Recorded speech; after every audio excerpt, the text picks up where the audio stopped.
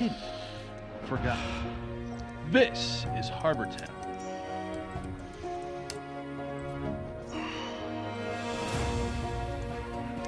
This is going to be a good one, guys. From Miniature Building Authority. Already got some people on already. We got a lot. Lendrez, Asher, flexible and playable. Harbor Town will take your game. David Leonard.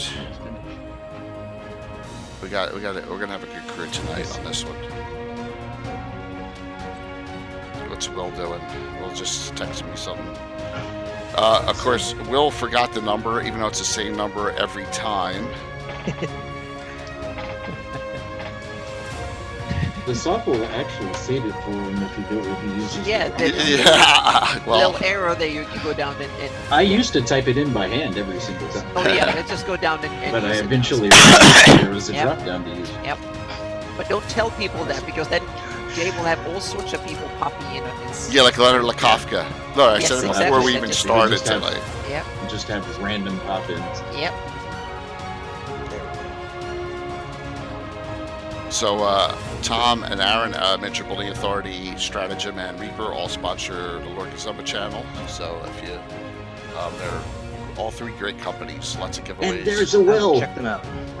I will. Welcome. Hey, Will. I found it, so you can Marvelous. ignore the last thing I typed you. Awesome. Hey, well, we've got like 7 minutes. I'm going to grab a cup of coffee. Go for it. And I'll be right back. That would be the time, I guess, right? Yeah, guys, you're good. You're good. It's you got 7 minutes. Yeah, he has so many sponsors, it takes forever to show up. Well, that's why we start 10 minutes early. Yep. Well, that's not a bad problem to have, though. No, it's great. No. It's a wonderful problem. Yep. You know, the best part of any presentation is I'd like to thank the sponsors, and to have like this wonderful list of names that everybody knows. Yep.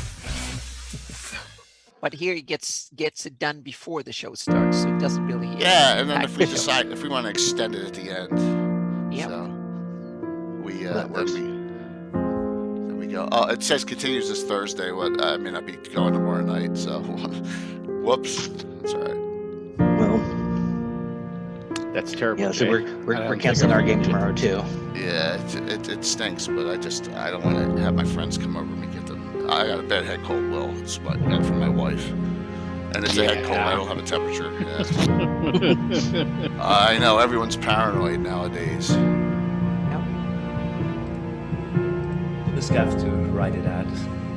Will, so so David Leonard's watching you on YouTube. You're in 2 places at once right now, Will. I am? David Leonard says he's watching you on YouTube, so.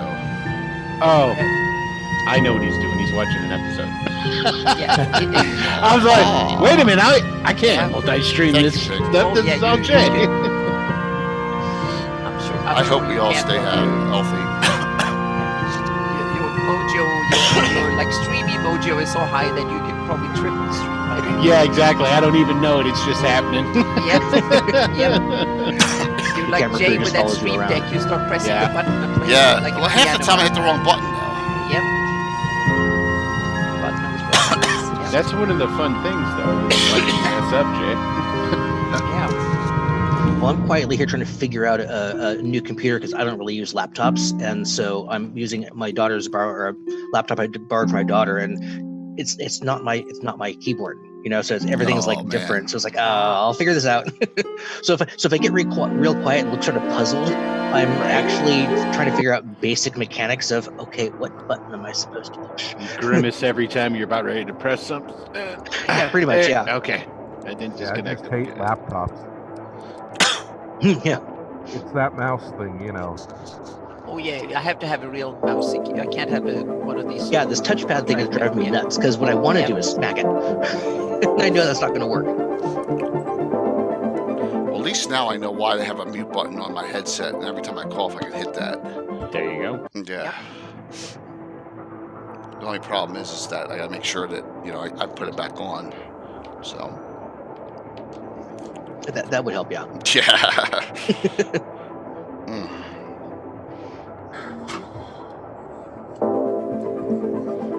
I think I'm gonna use Zoom tomorrow with my students. Yeah. Zoom is awesome, but Zoom is awesome. here's the thing, This is though. super You easy. need a professional version to do more than one-on-ones. Yeah, you can talk to one student at a time on the free account. No Well, problem. you can. You may be able your first time they'll let you go for like 45 minutes. Yeah. But it Yeah, costs just like any uh, pusher, they're gonna give yeah, you a it costs- little bit yeah. for free. Yeah. They drew me in. Let me tell you something. Oh yeah, me too. After all the problems for 6 months I had with Skype and all the crashes and all the other BS Oh, we yes. went through. No, So- once I got on Zoom, I never went Yeah, I back. think it costs like $175 per year for the professional version, and You can get it a little less if you. oh yeah, if you barter. find some sort of they have a discount or something. So yeah, I don't know how I might much just it start will be using in the euros, free but ones. Probably, but that's the same amount. We have one of our players lives has gone off to college and lives further away, so we occasionally stream her in with somebody's laptop. But I think I'm just going to switch to Zoom for it because this is Yeah. easy enough. I don't have to ask the kids to help me out with technology.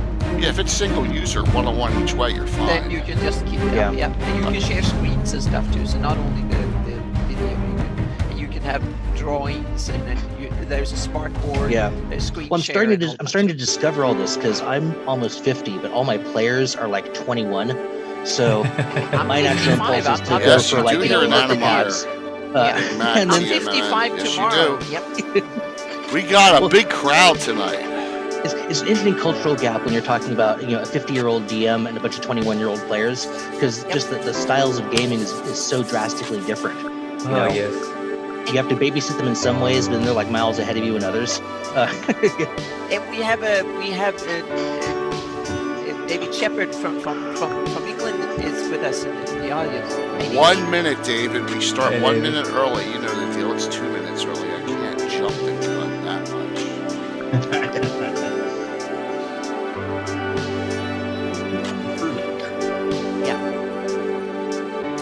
Wow, what is it like? One Will, how many minutes do you have? I'll basically be able to be on for 40 minutes. 40? Yep. Okay. So 8:40 Eastern. Okay. I gotta just it gives me 20 minutes to get everything ready for the show. Alrighty. So tonight, I'm starting to get my second wind here. Alrighty, David. David, you asked for it 1 minute early, so here we come on. Good evening, everyone. How are you? Please note I am under the weather, and if I start coughing and I have to hit my mute, that's the reason why I'm persevering here. Just a quick announcement, probably our game tomorrow night, it will not happen because of this. My wife has given me this head cold, but I'm Jay, a.k.a. Lucas. But look at the crowd we have tonight. We have Anna Meyer. We have Greyhawk Mike as normal on Howdy. Legends and Lore. And then we have 5 special guests tonight. Wow. So let me go from most known to least known that way, and then we'll talk about them. We have Christoph Nolan, and he's here to discuss. He's the publisher of Earth Journal. Discusses Earth Journal tonight and Greyhawk Online. Cannot wait for this discussion. Jason Zavota, everyone knows Jason. Jason's been on 3,000 times lately, but Jason is the great purveyor of the Zavota Index, which everyone uses. Will, Giant Stop, and Wicked Studios LLC. Will's been on a lot, and we'll be back on Sunday night for our next DMs Roundtable, where Anna and Will be co-hosts with me, asking all the newbie DMs questions. So we get to we get to interrogate them, and then we have 2 brand new guests. And Tom, could you please pronounce your last name for me? That's going to be difficult. It's Van Venne. Van Venne. Yeah, that's pretty good Tom actually. Van Venne. Tom is known as Oranier, right? Online I'm Oranir. Yes, and also you may know this last gentleman from all his great maps on Facebook and some other avenues, Aaron Froke. So welcome, everyone. Howdy. Welcome. This is a great, exciting announcement time. Christoph, what do you have to say about why we're here? Cool stuff. No, we're looking at the next issue of the Oerth Journal coming out, and everybody here has something in it, whether it's a map or an article or art. So we're all just sort of getting together to talk about all of the neat things that's coming out in it. As most of you know, if you haven't seen the Oerth Journal, it's a magazine that is dedicated strictly to the world of Greyhawk, as originally created by Gary Gygax and all of the works that came after him. It's by fans and for fans, which means if anybody likes Greyhawk, it's for first edition, second edition, third, fourth, and fifth, and even Pathfinder. One of the fellows is going to talk about Pathfinder a little bit tonight, so it's just about anything, any setting, whether it's castles and crusades or whatever. But the important part is it's all Greyhawk. The magazine has been around since 1995. I've been the editor-in-chief for about 2 years now, so one of the most interesting things about it is in fandom, thanks to the Wizards of the Coast fan content policy, we can use all of their IP we want as long as it's only in free fan products. And the wonderful and amazingly fun thing now is that the fan content policy also allows you to use things like Patreon, which, for those who may not know, is very similar to Kickstarter. I'm sorry, but it's a crowdsourcing fundraising site. Still makes no sense to me. So it's set up on a per project basis, and so what's going to happen is nowadays, from now on, anytime one of the Oerth journals comes out every season, quarterly, people will be able to donate to help support Greyhawk Online and all of the work that we do. And the perk of being a donor to Greyhawk Online is that whenever an Oerth journal comes out, you get a free print copy of the exact same content that's in the digital PDF that comes out every season. And so this is the entire 30-year or whatever history of the magazine. It's never been in print except once before as a handout for GaryCon. And it was so popular that we decided that we were going to offer it to donors as kind of a perk. And so this is going to be our first issue. The Patreon is already running now. It's at patreon.com/Greyhawk Online. Please link that when you get a chance. Okay. So anybody can go there. There's a tier where if you just want your name in the magazine as a contributing member, you can give us $1 or more. If you want to support us by giving $9.95, you get a free copy of the magazine. And if you donate as a patron for $11.95 or more, you get a signed copy from an editor, author, or artist, and it's sent to wherever you are. One of the things we just realized is that never occurred to us that people outside the United States might want these. And so we've had people from Canada, Japan, and France already start ordering. And so what we might end up having to do is put a note on there that's, international. There, Mike has his GaryCon copy of from last year as he's holding up. But yeah, so we might end up having to add international shipping because there's so many people that want them overseas. But we've already got more than a dozen donors, and we're hoping to get more than 2 dozen. And so we're hoping Lord Gusuma's viewers tonight will be interested in Greyhawk and come donate to the Greyhawk Online and get print copies of the OG. 2 questions. Is the PDF free? It is absolutely free. The Oerth Journal always has been and always will be free. And what the donors are doing is they're donating to help support Greyhawk Online, because we have hundreds of dollars in hosting fees. We have all kinds of software we have to pay for. There's, an incredible amount of stuff. And so what you're actually supporting is Greyhawk Online. There it is, Josh. Josh is going to be doing it. He promised, and you tricked him. Wonderful. Christoph. You tricked him. He came on the Discord. Goes, if Christoph ever makes another appearance on the show, I'll Patreon it. And I said he tricked you. He's coming on tonight. There you go. That was sneaky. We slid it in on him while he was. That was good. That was good. But so that's question number 1. And number 2 is, do authors get a copy anyway? Yes, as a matter of fact. So any author that ever writes for any individual issue, so all the folks here, any author, so for those of you out there listening and watching that might be interested in having your own copy, any any author, artist, or author or artist that puts content in the magazine gets one free copy as a author's copy. Nice. So the only change is if you want the print copy or not. And let me tell you something. It's nice. I thought I pulled out last year's. Here it is. All right. Here we go. Still in the shrink, right? But beside, yeah. So that is last year's from Gary Kahn. It's I cherish it, so I'm going to cherish this next one and all future ones. So that's how we're going to start this off. But we're going to talk about the content tonight and kick it off with some new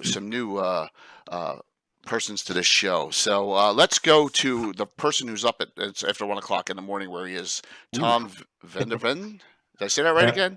Tom, yeah. Tom is good. Just Tom, you're so nice to him. Go ahead and tell him we did it wrong. Tom, tell us about yourself, how you got in the game, some history, and then go for it and talk a little bit about your article. All right. So I got into Greyhawk and Dungeons and Dragons when I was 11. A friend of my brother went to the States for a 1-year student exchange. And after that 1 year, he returned with a small bag with his clothes and a box. You all have this box. It's an old box. It's first edition. It's Greyhawk. Nice. And he started running it with my brother. Didn't take long before a player ended up in our house, and me, 11 years old, looking at this strange book with all kinds of monsters and things in it. That started the ball rolling. And me and my brother, we ended up with the biggest library, second edition handbooks in the area. We just bought everything we had. Like all the money we had, we just spent it, bought every single book. And then it kept on going. I never stopped playing. I'm now within my 40s, being a dungeon master for like most of my life. Because no one wants to do it. Always the way. Always the way. But that's surprising. Yeah, really. Okay. But no, I like it. So I stayed with second edition. Moved away from Greyhawk myself. Played some Dragonlance, some Forgotten Realms, until I ended up into Darkson, which I played for. Time flies, isn't it? That's like over 20 years, maybe.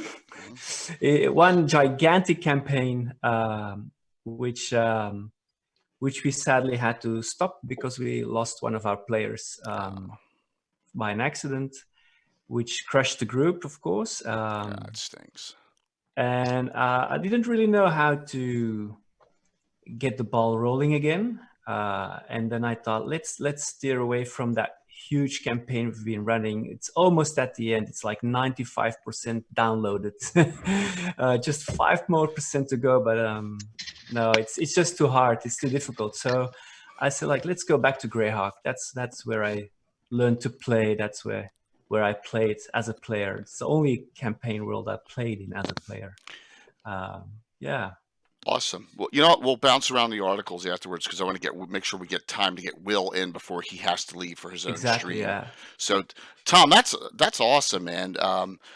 You and I go back. I'm 40 years. A lot of everyone here's 30. Some people 30, 20 years. Greyhawk is just eternal. You know what I mean?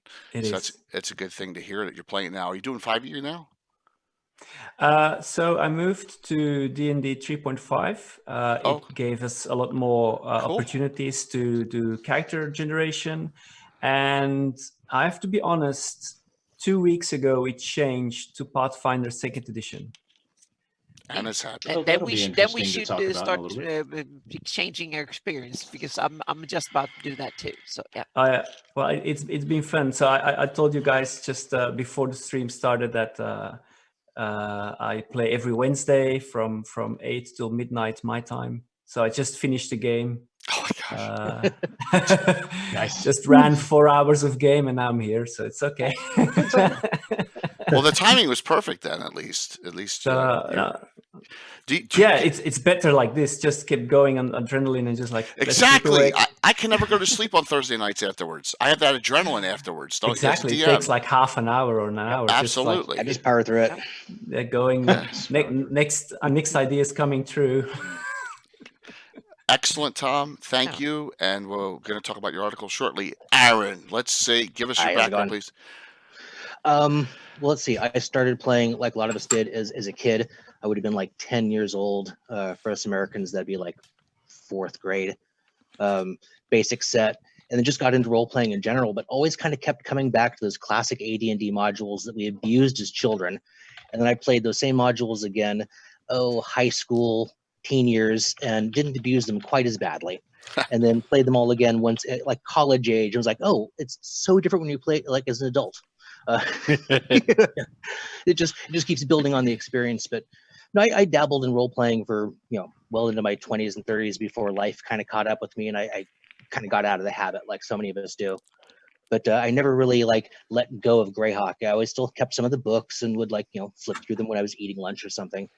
And fast forward to a few years ago, my daughter, who was about 18 or 19 at the time, a bunch of her friends are all what I call like modern gamers.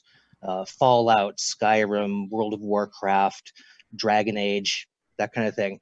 And they saw some of my old 1st edition basic books on the shelf and were like, oh, cool, old school. We should do like a one-shot old school game. And I'm like, I got some blank record sheets. Sure, let's do that. So we started these kids off with B2, Keep on the Borderlands, and characters rolled straight out of the old Mold Boy basic set. Nice. And then just for shits and giggles, because I'm a compulsive world builder, I kind of plopped the keep in the Wild Coast area. Just to give myself a frame of references, because I'd played characters from that area before. So it kind of started sort of randomly. And then as our little mini campaign went on for a couple sessions, they wanted to keep going. And they're like, how about advanced? Can we switch to advanced? Okay. So I started transitioning and used the bad guy Chaos Temple in the Caves of Chaos were a splinter off of the Temple of Elemental Evil. So we transferred it to same characters, but changed them into 1st edition, advanced, and popped them into Village of Hamlet, and kind of started taking the campaign a little bit more seriously. And at that point, I sort of realized, oh crap, I don't actually have that much Greyhawk designed yet.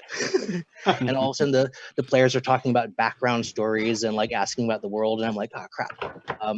I start flipping through the books and just started writing, and doodling maps is how I usually started. I hand them a map of a town from a name on the Wild Coast, or somebody say, okay, this is where you're from. And we just kind of take it from there. And yeah, I have broad strokes painted for like the bulk of the Greyhawk world, but I'm kind of focusing my interests on like what's relevant to the campaign at hand, and kind of keeping the rest mysterious and open to go with what needs to happen to keep the game going. It's a very story-based campaign, and the kids, as I still call them, are actually adapting really, really well. And since then, we've now gone through, I moved Saltmarsh into the Wild Coast area. They're now most of the way through the Slavers. They're about to discover the joy of the Dungeons of the Slavers, but they don't know anything about that yet. That's awesome. Yeah, and you're having fun, right? Well, yeah, and then because a couple of the players, after they got introduced to tabletop through our game, started playing tabletop 5th edition with other groups of their friends. So pretty soon we had the whole group knew 5th edition pretty well. So we made the decision to switch the campaign to 5th edition. But the spirit and flavor, nothing has changed in terms of like the world, the flavor, the spirit.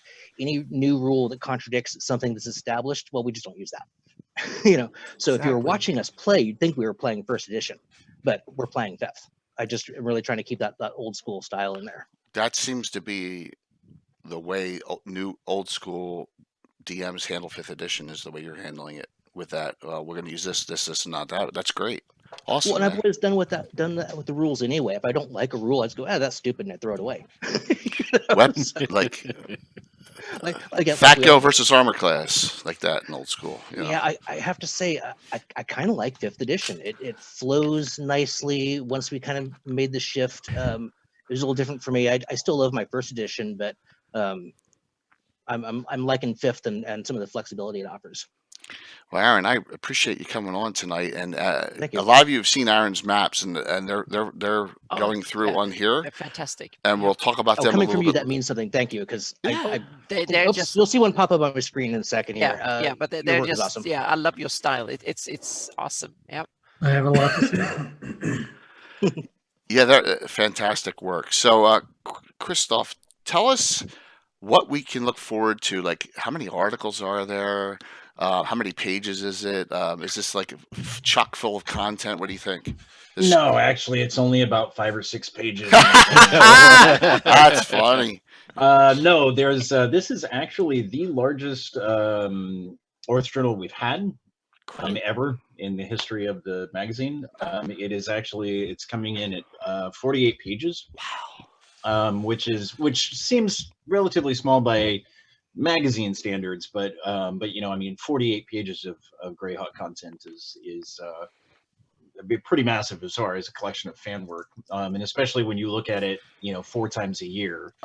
Whatever that even comes out to, it's 180 some pages or whatever that is, 175 some. But right now we have, let's see, in this issue there are, I stumped him. There's about 15 contributors in this issue. And there's about a dozen different articles. One of the biggest things in recent issues, we've had more than that, and like twice as many articles or whatever, because there were so many contributors. This issue, there are 2 articles that are enormous. One of them is actually by Mike. And it's the the Unconquered Hold of the Sea Princes, which is, it's an alternate Greyhawk timeline kind of thing about getting rid of that silly event where the Sea Princes were taken over by the Scarlet Brotherhood. So it's a massive, almost a mini setting that Mike wrote, where you can just play all of the Sea Princes without. And the other one is like an 8-page article by Gary Holian, who is one of the Living Greyhawk authors, is a Dragon Magazine author, and is probably most well known for his Death Knight articles in the Living Greyhawk Journal. He contributed an 8-page article that is, it's called A Reign of Death, and it's kind of an alternate version of what would have happened if the Death Knights won. And so, it is awesome. Yeah, so about 15 authors and artists, and about 12 different articles or so. Wow. And we have almost 50% on here then. So that's cool. And we're going to just all discuss some specifics of each of our articles, try and whet your appetite a little bit. You've been busy. Absolutely. Crystal's got a lot of, just getting that thing set up is a Herculean task. So I know. It's like wrangling cats. Nothing like an all. I don't envy you in that. So let's start off with Will, because I know, Will, you got to depart in 20 minutes. What's your title name, what it's about, and whatever else. I'm going to have to go back to Christoph on this. What the hell's the title of the article, man? I know what it's about. What do you mean? What's the title of your article? I gotta go look at. I write it and I stick it away in a file, man. It's like, I don't have it open right now. Yeah. What did we call it? I'm asking you for it. It's got to be on the scroller, right? No, it is. Hold on 1 second. Oh my gosh, guys. Well, I can. There it is. The Howl from the North. How's that? There you Howl go. From the there North. you go. Oh there my you go. gosh. I was wanting to say the 5 swords, and I knew that wasn't it. Yeah, no, because when I submitted it, did I even have that as a title? Did I title it or no? I don't know think if so. I did. I don't think I did. so. I think I just submitted the article and then okay. What if So basically, that appeared in Dairy Hawk Wars never happened? Yeah, it's the the Howl from the North is same title as one of the modules, which is basically what I based it off of that, and the 5 shall be one. Because I went through and I read those. Those are 2nd edition modules, I do believe, right? Yes, they are. Yeah. Okay. And basically I went through, read them, looked at, owned them at one time. I don't own them anymore, but I got them again because I was looking at running something over in that particular area. And I always thought it was interesting how IUs kicked off the Greyhawk War.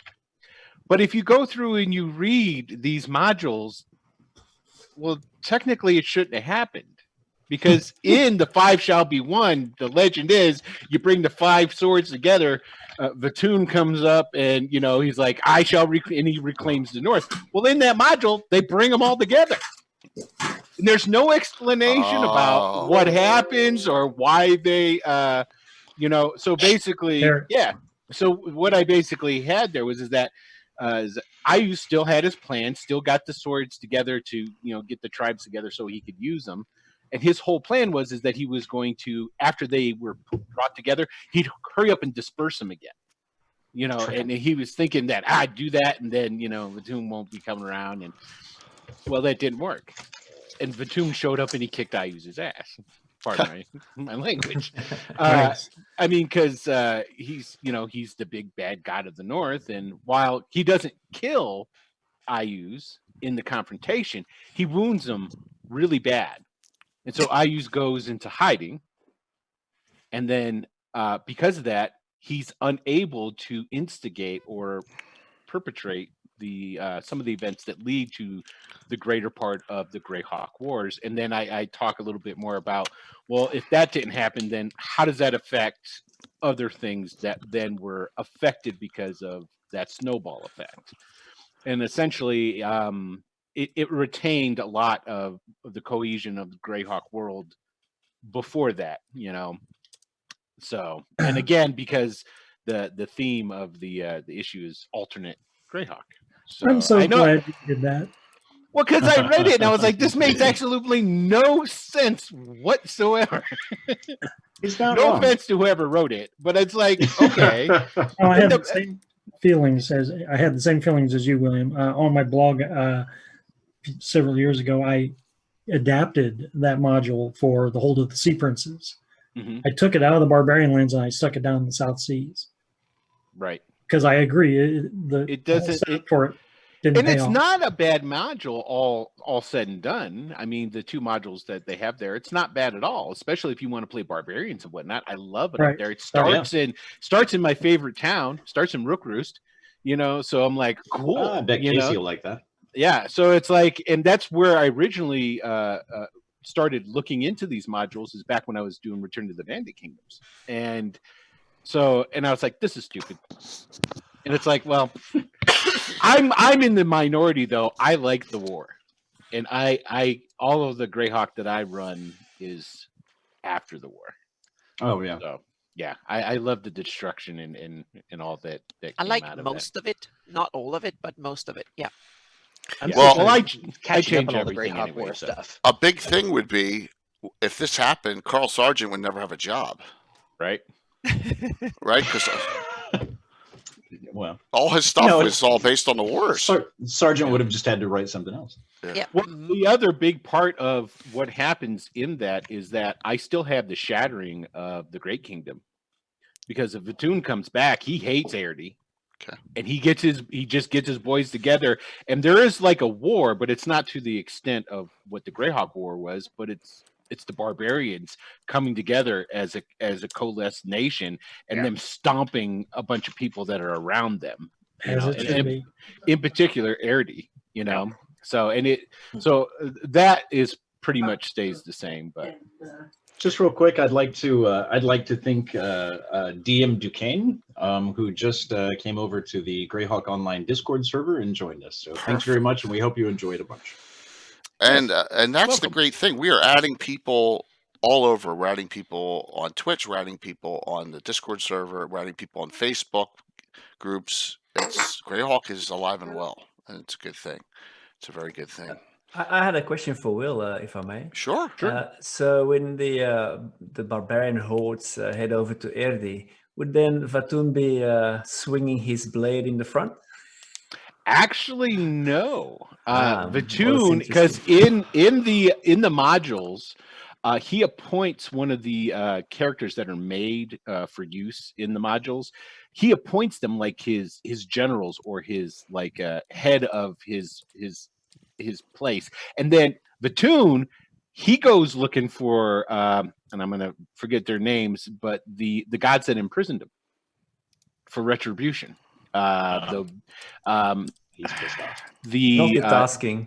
It's the god of fall, the Iridian god of fall, and I can't remember the other one. The doorway, the Sul doorway god helps him to, and that's Shelter. explained. Yeah, helps to make sure that he ensures that he's able to escape once the blades are brought together. But yeah, no, he's got a man on to go kick some god ass, and he's like, okay, you guys are now my guys. Go forth and conquer. I'll come back when I'm done killing the people that need killing. And then he goes off and leaves. So this way you don't have because I don't like gods walking around. No, that's my question. It's like, no, it's going to be heavy. Yeah, it unbalances in my opinion. And that's perfect the way that it was set with him looking to, being mad at everybody that imprisoned him. So good. One other thing, and real quick, is Will also contributed artwork. How much artwork do you have in? I know you have my article. I have no idea. I know I have. I don't know. What would you say, Christoph? I've got 4 to 5 pieces in the last 4 issues of art. Yeah. If you wanted an actual real count, I could totally count it for you, but it's way more than that. Okay, there's that, but there's the picture of Vatoon talking to one of the barbarians. And that one's in this issue. Yeah, so with his big old ice axe. So, yeah, I like to, like, when I'm doing other stuff, like when we have some shows that like we pre-record and then we stream, and I then produce and babysit it and live in the chat, and I'll draw when I do that. So it's like I come up with these pictures like 1 or so a week, and then I just stick them over on the Discord, and then here you go. Yeah, that's a good way of looking at it. Absolutely. Well, that's a good kickoff here. How do we go to someone who has not said a word the entire show, which is really rare? And he's got 2 articles, so we'll deal with one of them now. Jason. Good. I just seeing if my mic's working here. That's good. It is awesome. Well, let me just. This is. I don't think it's been mentioned. This Oerth journal was alternate Earths, and it suits me fairly well because I started gaming in '77 with Holmes Basic, and in '78 the folio came out, and '83 the box set came out, and that kind of ends my my use of the published works, because after the Gygax era, when Gygax was forced out, I think in '85, there was a big change in the way that Greyhawk was seen. At least it wasn't really something I was big into. So while I've read everything and tried to index everything that's come out, I mainly use the '83 box set or the folio as my kind of Rosetta Stone for Greyhawk, so that we can all go back and we could look and say, okay, I started here with the '83 box set, and then I went off in this direction. So both my articles are dealing with things that I've altered, and after 40 years of playing Little Plus, I'm now into my 5th campaign. I'm breaking into 5e. I played 1e homebrew for 40 plus years, and just do a favor for my nephew and to get an actual table, I'm running a Greyhawk 5e campaign. So this year, I really decided to try to do a little more than I've done before in the previous campaigns I've run. So the one article is about using the writers from the Appendix N and using them as a basis for dropping them these ideas and into Greyhawk. one of the things I'm the big Lieber fan. So I really see this year at least is running City of Greyhawk campaign heavily based on Lieber's Pfeffert and Mauser, the Lonkmar campaign. So I see City of Greyhawk, and I'm using a lot of the ideas and hopefully the atmosphere that came out of Lieber's Lonkmar. I'm using a few other things like the idea of Rime Island from Lieber, where you could add basically anything from anywhere, drifting through the various multi dimensions. And Rime Island is where a lot of things would end up. So, you know, the other thing that I do is I've run a long-standing Cthulhu Hawk campaign. I've always seen the Temple of Elemental Evil as a perfect, and the entire Elemental Evil concept is a perfect drop-in for Lovecraft's mythos. So, you know, like what dealing with all the various places that have it, the Drow worshiping, you know, various mythos deities and mythos creatures. And then in Saltmarsh, instead of Sahagin, I'm dealing more with the Lovecraftian deep ones, and Saltmarsh is more like Lovecraft's Dunwich with the there's things that are villages that are mutated and kind of like the people from the Dagon story from Lovecraft. Now, the other article that I have in there is about, it's called "If It Smells Like a Viking," and that's if it smells like a Viking, it is a Viking. You know, it looks Nice. like. So when we look at the Sul barbarians, they smell like Vikings. They look like Vikings. They act like Vikings. So I just dropped the entire concept of having Vaten and went with Votan, the old Germanic, you know, Odin, and so I've added that these people aren't Sul barbarians; they're just called that by the Southerners. And what they really are is these people using that Lieber Rime Island idea, is that they're actual Vikings that have crossed over from our world into, you know, long ages past, and these are their descendants. And who has also crossed over with them are the gods. And each one of there's three branches of the Sul barbarian. There's the Skane, the Kruski, and the Fruski, and each one worships one of the three brother gods. In the Norse the Norse belief system, there's, you know, Odin and Vili and Ve. So I have these three brothers, Vaten, Vili, and Ve, and each one's worshipped by one as their central deity. But the rest of the Norse-like pantheon, with some very unsubtle changes by me, are all they're all there. So when I can detail my because I'm developing a you know, a north campaign with these Vikings, and I can detail them very easily by grabbing names and customs and mythology from our world, and it for me feels like it gives them a greater depth and maybe a greater consistency. So but I've altered things, you know, and hopefully enough to keep things interesting and not predictable. So, Jason, you put a lot of individual NPCs in your blog that relates to this, which is good. I mean, a lot of them, you know.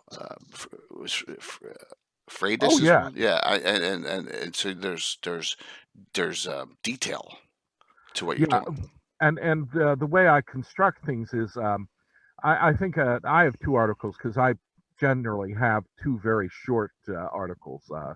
I try to build my longer works over time, so that I'll sit down and I'll see a picture, and it'll give me an idea, and I'll start writing about an NPC. But within that write-up will be little elements that connect to other NPCs, other adventure seeds, other deity, mentions of deities and stuff. So as I write a character for one of these Greyhawk Vikings, that includes information that I can later expand upon or fool around with. But my main idea for my blog is to get things down as I'm thinking about them. They're like my blog's my notepad. I think about it, I write it, and I try to get it out there. I can always go back and expand upon it. And so slowly these various things interconnect. So, like in one blog, I write about, one of these Greyhawk Viking women. And so part of the Norse was that all women had this magic called the setter magic.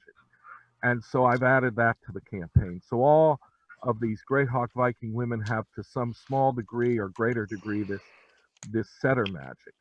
And in the Norse mythology, Odin got hold of that magic and he introduced it into the world. So out of my Greyhawk Vikings, only the Frusti worship Votan. So they're the only ones where men actually can do the setter magic as well as the women. So everything develops bit by bit by bit. And what I want to do this year is sit down and pull things apart out of each NPC and adventure seeds and write-ups, and restructure things so that it's more like a normal setting guide, like the old Vikings book from TSR, or the Celts book, or where they detail things in a more coherent fashion. Right now, my stuff's very eclectic. I do whatever I'm thinking of, and the blog, it's great for putting little bits and pieces down, but for something bigger, I'll look toward, doing something a little more permanent, something people can just grab hold of. Cool. And read about the Greyhawk Vikings. I'd like to say, Jason, one of the interesting things is that you're very much you prefer the Gygaxian original writings. One of the things we all know about Gary is that he definitely originally conceived of Greyhawk as a historical fantasy game, and even in his later legendary adventures and stuff like that, the Oerth he designed, or the fantasy Earth, I should say, was literally based on real world cultures. And so I think it's a nice tribute to Gygax to see actual, real world. I mean, much like the Ulmanar, and several other cultures of Greyhawk. One other quick point I wanted to say to Will, you asked about how many pieces of arts you've had in the last 5 issues over the past year. I believe the count is 21. Awesome. Oh, okay. Oh, sweet. Yeah, so 21 pieces of art in the last 5 Oerth journals. Will has to depart any minute now. So, Will, do you have any final thing you want to say before you head out and get into your stream? And talk about your stream night real quick, too. Tonight is the final. It's series finale of Tales of a Savage Land. So we're ending it tonight, and we'll be eventually bringing back for a little while Sector 1, which is a sci-fi one. This Tales of a Savage Land we use the Savage World system. It's not Greyhawk. The Greyhawk stream is on Tuesday nights. But that's coming to an end tonight. So yeah, I don't really have anything. Yeah. Don't really have anything except looking forward to Sunday. Yes. Yes. It'll be fun. 4 new rookie DMs on here. I'm thinking of real mean questions too. Oh my gosh. Yeah. Yeah, it's talking about we have a nice. What's your name? What's your quest? What's your favorite color? Yeah. That has to be in there. Yeah. Oh, I hit the wrong button. See, Jay hits the wrong button. Don't even look at that. Yeah. So, yep. So we got some names up there. All right. Well, thanks, man, for coming on. Bye, guys. Thanks for having me. Nice meeting you guys. Good luck tonight. I'll see you Wednesday. I'll see you Sunday night. I will. All right. Have a good one, guys. Bye bye. There we go. A little bit wider there. All right. Cool. So One other quick thing, Jay, if you don't Yes, mind, sure. I would love to say thank you to Josh Pop. He's one of the members on the Greyhawk Resources group and several other Facebook groups and stuff that we know him from and whatnot. He just became our latest patron on the Patreon for for Greyhawk Online, supporting the Oerth Journal. So thanks, Josh. We sure do appreciate it. And that's Guntaka, who's on right now, and is playing. We'll talk about that at the end of the show. He's playing on a very special game a week from Saturday for GaryCon Virtual, which we'll talk about as long as my voice holds up. All right, so articles. Mike's been patient, right? Why don't we talk about Mike? Yeah. I'm okay. He's itching to talk about Yeah, because I want to hear this one. Oh, this is one of the better ones. I definitely have to say it is extensive. Good, and please, everyone, please feel free to ask questions about this one because this one's really in detail. So please, Aaron, Tom, please participate. In the conversation. Ask. Feel free, man. So go ahead, Mike. Go for it. So when you say my article's extensive, is it the most extensive? I believe yours and Gary Holian's are, I think, the two longest. I can let me check. Gary's been hopping on and off. It'll be interesting to see whose is actually longer. Let's see. I can see Gary's being verbose, but let's see. Gary's is actually laid out at 7 pages. He submitted it at 8, and it's published at 7. This is going to come down to a word counting contest, isn't it? Which essentially is I just made his table a little more compact. Is all I was. But the and then let's see, the Sea Princes is 1, 2, 3, 4, 5, 6, 7, 8, 9. Okay then. Plus, I'm really looking forward to seeing one of the Sea Princes. Nice. Plus, I contributed our characters is from there, so. Awesome. Yeah, and actually, and that's a good point, Mike. You also have art in there. There's another episode of the Cultists of Thursden comic strip. Yeah, so tune in and find out what they're going to do next. Craziness they're up to. So, what are the Sea Princes? Oh my goodness. The Sea Princes are in the southwest. Oh, that is a question in chat. Yeah, what are the Sea Princes? That is a chat question. I think he's teasing me now. Sea Princes, this is your pirate high seas intrigue themed area, in my opinion. I think from all the box set info, this is what it was set up to be. And that's why I was very disappointed that Greyhawk Wars kind of just dashed them pretty much like that.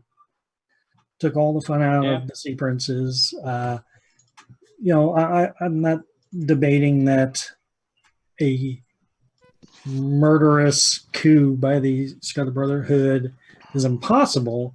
I say it's highly improbable. And the way mine is set up, it's that the Sea Princes are much more resilient. You lose some nobles. Well, some other nobles are just going to take their place. So what I go into here is I have an updated timeline that covers pretty much from the beginning of the Hold of the Sea Princes all the way to 585 CY, which is the end of the Greyhawk Wars. A lot of my timeline is borrowed from timeline on the fan site Cannon Fire by Samuel Weiss, who is an amazing author. I wish he was still in the community. So I take his timeline and I kind of build off of this. And in the article, you'll see the houses of the Sea Princes. So if you like Game of Thrones, this will really appeal to you. There's a lot of this interweaving of noble houses and how they play off one another. And then I throw in some hooks, some new holidays. I got some stuff about the different fleets of not only the Hold of the Sea Princes, but pretty much all the seas in the Flanneus. Because when you're doing a high seas campaign, you got to have enemies and allies and rivals, right? Absolutely. So that's one of the biggest parts is that you have all the fleets from all over the Flanneus. Yeah. And where this was article was kind of easy for me is I've been developing this for years.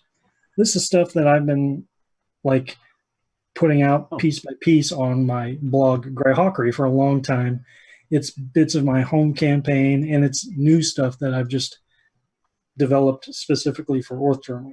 I'd like to point out that's actually the art that's in Mike's article right now that's up. That's the heraldry of the Sea Princes.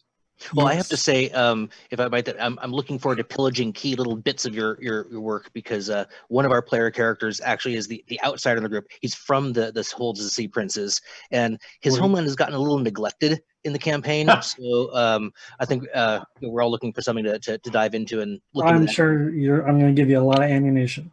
Ian, I hope you're watching tonight. Yeah.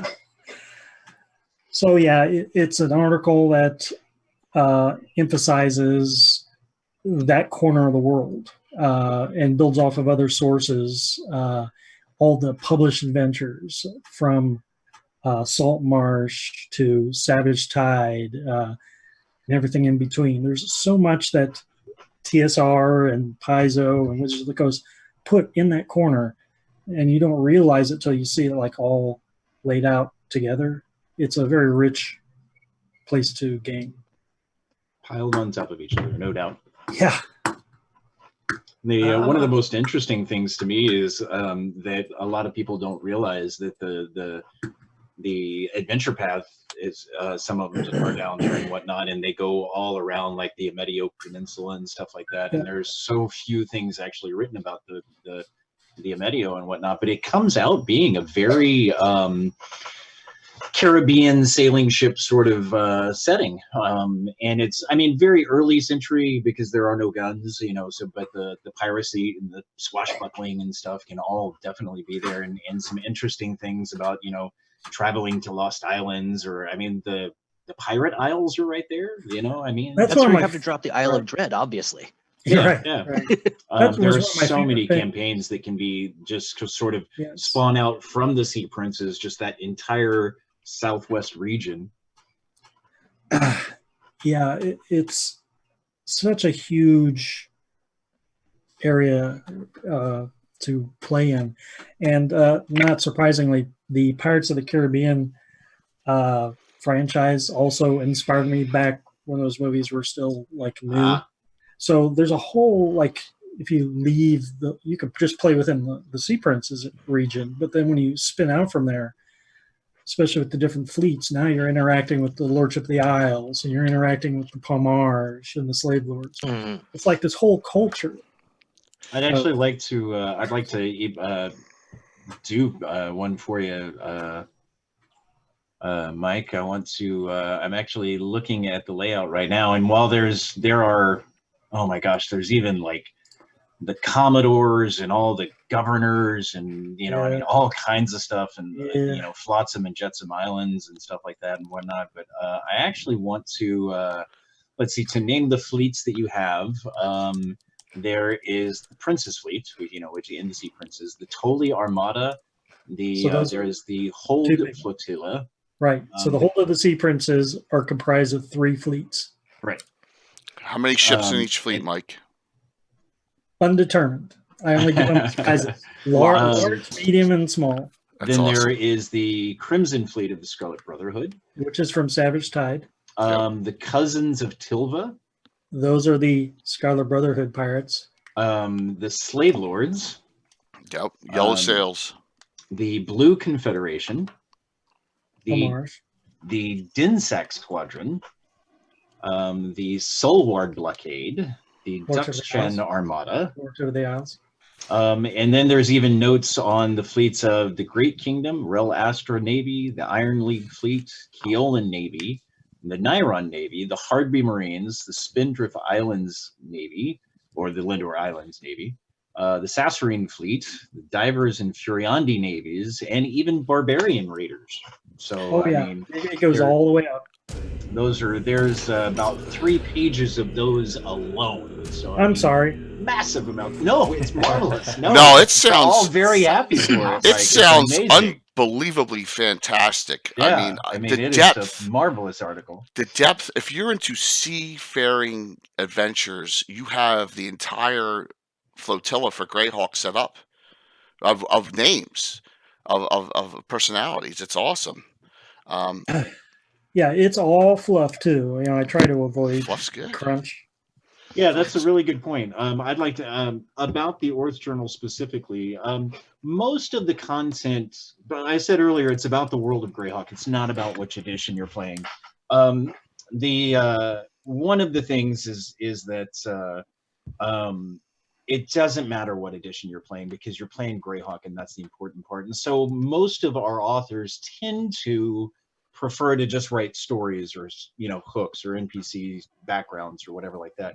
But there are some, especially like when Carlos has written an adventure before. In Jay, you've even written an article that has some second edition statistics in it. Even Ornir, Tom wrote some stuff that's specifically. Excuse me, I'm sorry. It's everyone. See, I'm coughing too. Spreading it. Oh no, that was I was just vaping and my I caught it in the back of my throat and it was killing me. All right. I did sign. not mean to do that It's at a all. sign. But anyway, Christoph, no worries. so Tom Ornir wrote some stuff that includes Pathfinder statistics, which is actually a first, but it's something we're very glad for to have Let's everybody discuss. in. Let's discuss that next and get Anna in it as well, right? What do you think? I had a question. Can I put a question in for Mike? Yeah, absolutely, sure.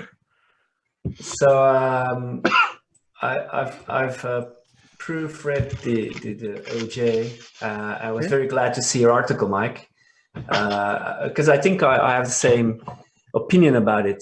In a lot of campaigns or talking to players in Greyhawk,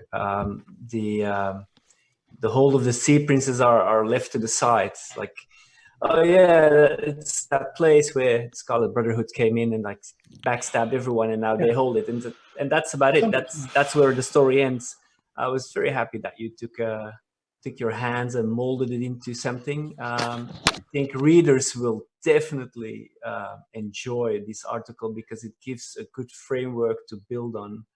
And you've got I'm looking at it now. You've got the structures there, you've got the fleets there, you've got some names I've also there. created about a dozen new towns, so that gives Anna something to do. Yeah, because Jason's asking where Awesome. Alran is, Mike. Alran. He says, and just answers, Mike, where's the town of Alran? It's on there somewhere. That's awesome. I would like to point out something that Tom just said a second ago. He is actually also, in addition to being a contributor, he's given a little proofreading and editorial assistance in Nice. because we send out several rounds of editing to volunteer editors that are.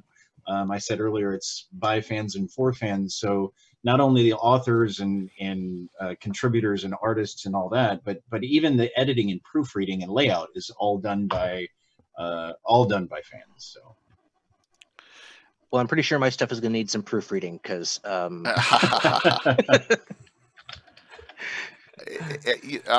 Aaron, sure. let's just put it out there, and that map's up there. Those maps are gorgeous. Oh, thank you. I mean, Yeah, that one right there, the Palmarge one, is kind of one of my favorites. oh, it's gorgeous. That was just that was a handout for our players. Yeah, your style is really eclectic and it's cool looking. And thank you. And I love the work you've done in Celine with your mapping. And Celine was fun. Yeah. Well, I never got the hang of the digital art. I love a lot of the digital work that I see with Incarnate and Mapscape and all those, and some of the fantastic stuff with layering and Photoshop. But I just don't have the patience for it. And I come from sort of more of an old school artistic background, so I just tend to, grab a sheet of that. Either I'll just start getting more formal. Yeah, I'm so glad you lack the patience because that gives me a market and I get to look at your wonderful maps. So, yeah. Well, also some of these happened because I had ended up acquiring, just like I think I found it in my car, a big stack of that Office Max faux parchment paper, like for your printer. So it kind of had sort of a parchmenty look, and I just started using that just to use it because it was free and I had it. And then it started going on, and you've seen the results. Then I was like, buying paper and restocking on my watercolors and going, what happened there? So, Aaron, did you start out like, did you do your maps stuff as like handouts for players, or like did you just start doing them because you wanted to see a different version of them, or were you just looking for something to draw and you're like, hey, I'll draw that map? A little of all of the above. I'd always enjoyed doodling. I've always been kind of an artist. I'm a graphic designer now. So maps have always been, ever since I first saw Christopher Tolkien's magnificent map in the back of the hardbound Lord of the Rings, I was stuck on map drawing. So any world that I've ever done for a gaming world or a book that I've read, I've always doodled the maps. Wow. And when I started getting back into gaming again, it just kind of became natural. And I started using our game as an excuse to doodle more. And so I've moved from the small, just little quick sketched out ones to larger. Now I'm back into drawing them for art purposes. I've done some maps of Skyrim. I'm going to do a Dragon Age map, just because if it's a world with medieval coastlines, I will totally draw it. And Greyhawk just lend itself to playing around and romping with my own imagination. Right. Because I know where most of the places are. I think your maps radiate a certain atmosphere that draws in more they do. of everyone's imagination. Well, the art from the old books always was a huge inspiration to me, even when I wasn't playing the game. It's one of the reasons why I always prefer an actual book in my hand to a tablet or something. There's a tactile sense. There's absolutely. And we're looking back at the arts, like how those artworks made you feel when you read other things at the time, influenced other things. You were talking about Lankmar earlier. D&D and Lankmar are inextricably mixed, in my mind, in terms of how I picture and have always envisioned this stuff since the time I was, basically a child and really just getting into it. Conan too, of course. Good point. That's a really great point. You were talking about the tactile sense of having a map and having a physical thing, and whatnot. That's largely what the Oerth Journal is about right now, that we're doing the Patreon support drive for it, is that it's always been a digital product, and no matter how cool the stuff is, you can't just kind of go sit on the front porch. I mean, granted, you can have an iPad, you can have whatever that opens a PDF, but it just doesn't feel the same to sit down with a magazine and a cup of coffee or whatever and have a physical something in your hand. And so that's kind of why we're hoping that people will enjoy having that tactile sense of something. Well, maybe I'll have not to on top of that, but a collectible. I'll have to post one of the maps that I'd done purely as a handout. It was, if you all recall, Sinister Secret of Saltmarsh. There was the drunk dude who, it's basically scrawled out while I got loaded and scrawled it out on a bar napkin and then spilled beer on it and then let it dry out and handed it to the players. And all right, here you go. Awesome. Nice. Wow. So Anna, what do you think about the Aaron's map work overall? They're fantastic. I'm just thinking that I want to commission Aaron to do a handout version of all the Flannies and in detail of each realm, so to speak. So that would be it's one of the I want to do it with Darlene, but I also want to do it Aaron because I love your style for handout. Fun stuff. Thank you. It's awesome. Yeah. Mm-hmm.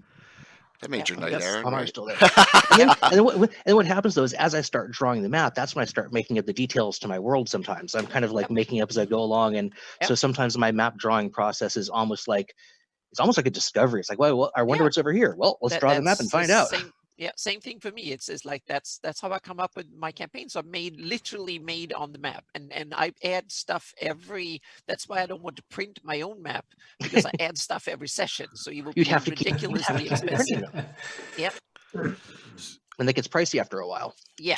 Although luckily I can cheat. I actually have a huge digital printer at my work that once in a while, let's just say a map accidentally falls onto the printer. Oh, yes. Yep. That's awesome. It used to be the case for me too. Yep. Oops, how did that happen? Darn. I'll have to cut it out and take it home now. Oops. All right. Hey, Tom, how about we you got some crazy stuff going on in your article, don't you? With Why I don't you? wouldn't say crazy stuff, but I saw the pictures, like, oh my gosh. yeah. I asked a friend of mine. He's a cartoonist, and I've asked him to do some art and see if Christoph if likes it to be in the journal. Oh, absolutely. It very much fit. It's really interesting because the big thing he's doing is that a lot of people are familiar with the Age of Worms adventure path, and he's doing the Age of Despair. It's a little bit different than the Age of Worms, and so it has some very unique things. And we actually did for the magazine, we did a creator spotlight on the Grey League itself, which is what Tom does his videos and his writing and stuff like that. The Grey League, but there's a nice little spotlight, and the big thing is just what if a fan creator used, published sources to make Greyhawk uniquely theirs, and he did that by specifically taking, and that's kind of the whole theme of the magazine, is taking a source and not just writing more stuff for it, but making it uniquely your own. And so he took the Age of Worms and he made the Age of Despair, and the big thing that he wrote is he made a major artifact. And he used the Pathfinder rules, but we all know that Pathfinder and D&D are very, very similar, and they switch over with very little difficulty at all. But so tell us about the Pathfinder rules for it, Tom, and tell us about the Age of Despair. So when we came back together after losing a friend of ours, I put it to my players. I said, like, all right, let's go to Greyhawk. Let's start anew. Leave your 18 and 19 level characters on the side and let's start from zero. What do you want to play? As you can imagine, a difficult time, and you want the players to pick something they'll feel great about, and we can sort of move on. And although you can't see it, but on my left on the wall, it's too far away, otherwise I turn my computer, but someone drew the character of the friend we lost, and it's on my wall. So all the guys, cool. the guys who cool. I think I'll post it on my Twitter so people can see it. Nice tribute. The guys they play at my table for the past 25 years every Wednesday without a fault. So his character is there on the wall, so he's sort of also part of us moving on. He's still here. Anyway, so I put them on the choice. What do you want to play? You want to play something where you're in a city and sort of keep hanging around and do stuff, or maybe you want to do some seafaring, Mike. I had a whole thing planned, and I have to say that's what I wanted. But they didn't go for it. No seafaring. There's like 20 years in Darksun. We don't want any. We just want sword and sorcery, Tom. Like, all right, yeah. How about this one, Age of Despair? And it's like, oh, so what's that? Oh, so we're gonna move around the map a bit, and we're gonna do stuff. And oh yeah, that's good. Let's do that. So all right. So where did I come from? So I've got a drive full of first edition, second edition, third edition adventures. It's full of PDFs from, you know how it is. Right. And I saw this one, and I knew it was very famous, but I thought it would be good for them if they would pick that above seafaring, that it would be good. But I don't want to say Age of Worms, because I feel like I'm a weaver of stories. I take adventures and weave them together and weave my own plot lines and storylines in between. And the longer you play the campaign, the more it just bubbles. It's like a pot and just. Absolutely. I spent 2 hours a day, I think, on prepping campaigns and thinking and doing stuff. That's the man. Wow, that's quite a bit. That's awesome. Oh yeah, and I think in the weekends it's often more, and I read on the toilet and I do stuff. It's in my blood. It's besides some other things I do. It's a huge part of my life. because I got satisfaction from creating and doing stuff. So I read a little intro text on one of the adventures, and it says the prophecy something about the Age of Despair, and I'm like, that's such a good name, the Age of Despair. That's like, you can work with that. You got to use that. I gotta use it. It's Yeah. like I just gotta use it, and so they don't have a clue what they're playing. They're playing in the world Well, I've unless been they're playing watching in. tonight. Oh no, they're definitely not watching. At this time of the night. They just want to play. That's all. They just want to play. Yeah. That's it. They just left and went home, right? Exactly. Yeah. It's too late. They've gone to bed.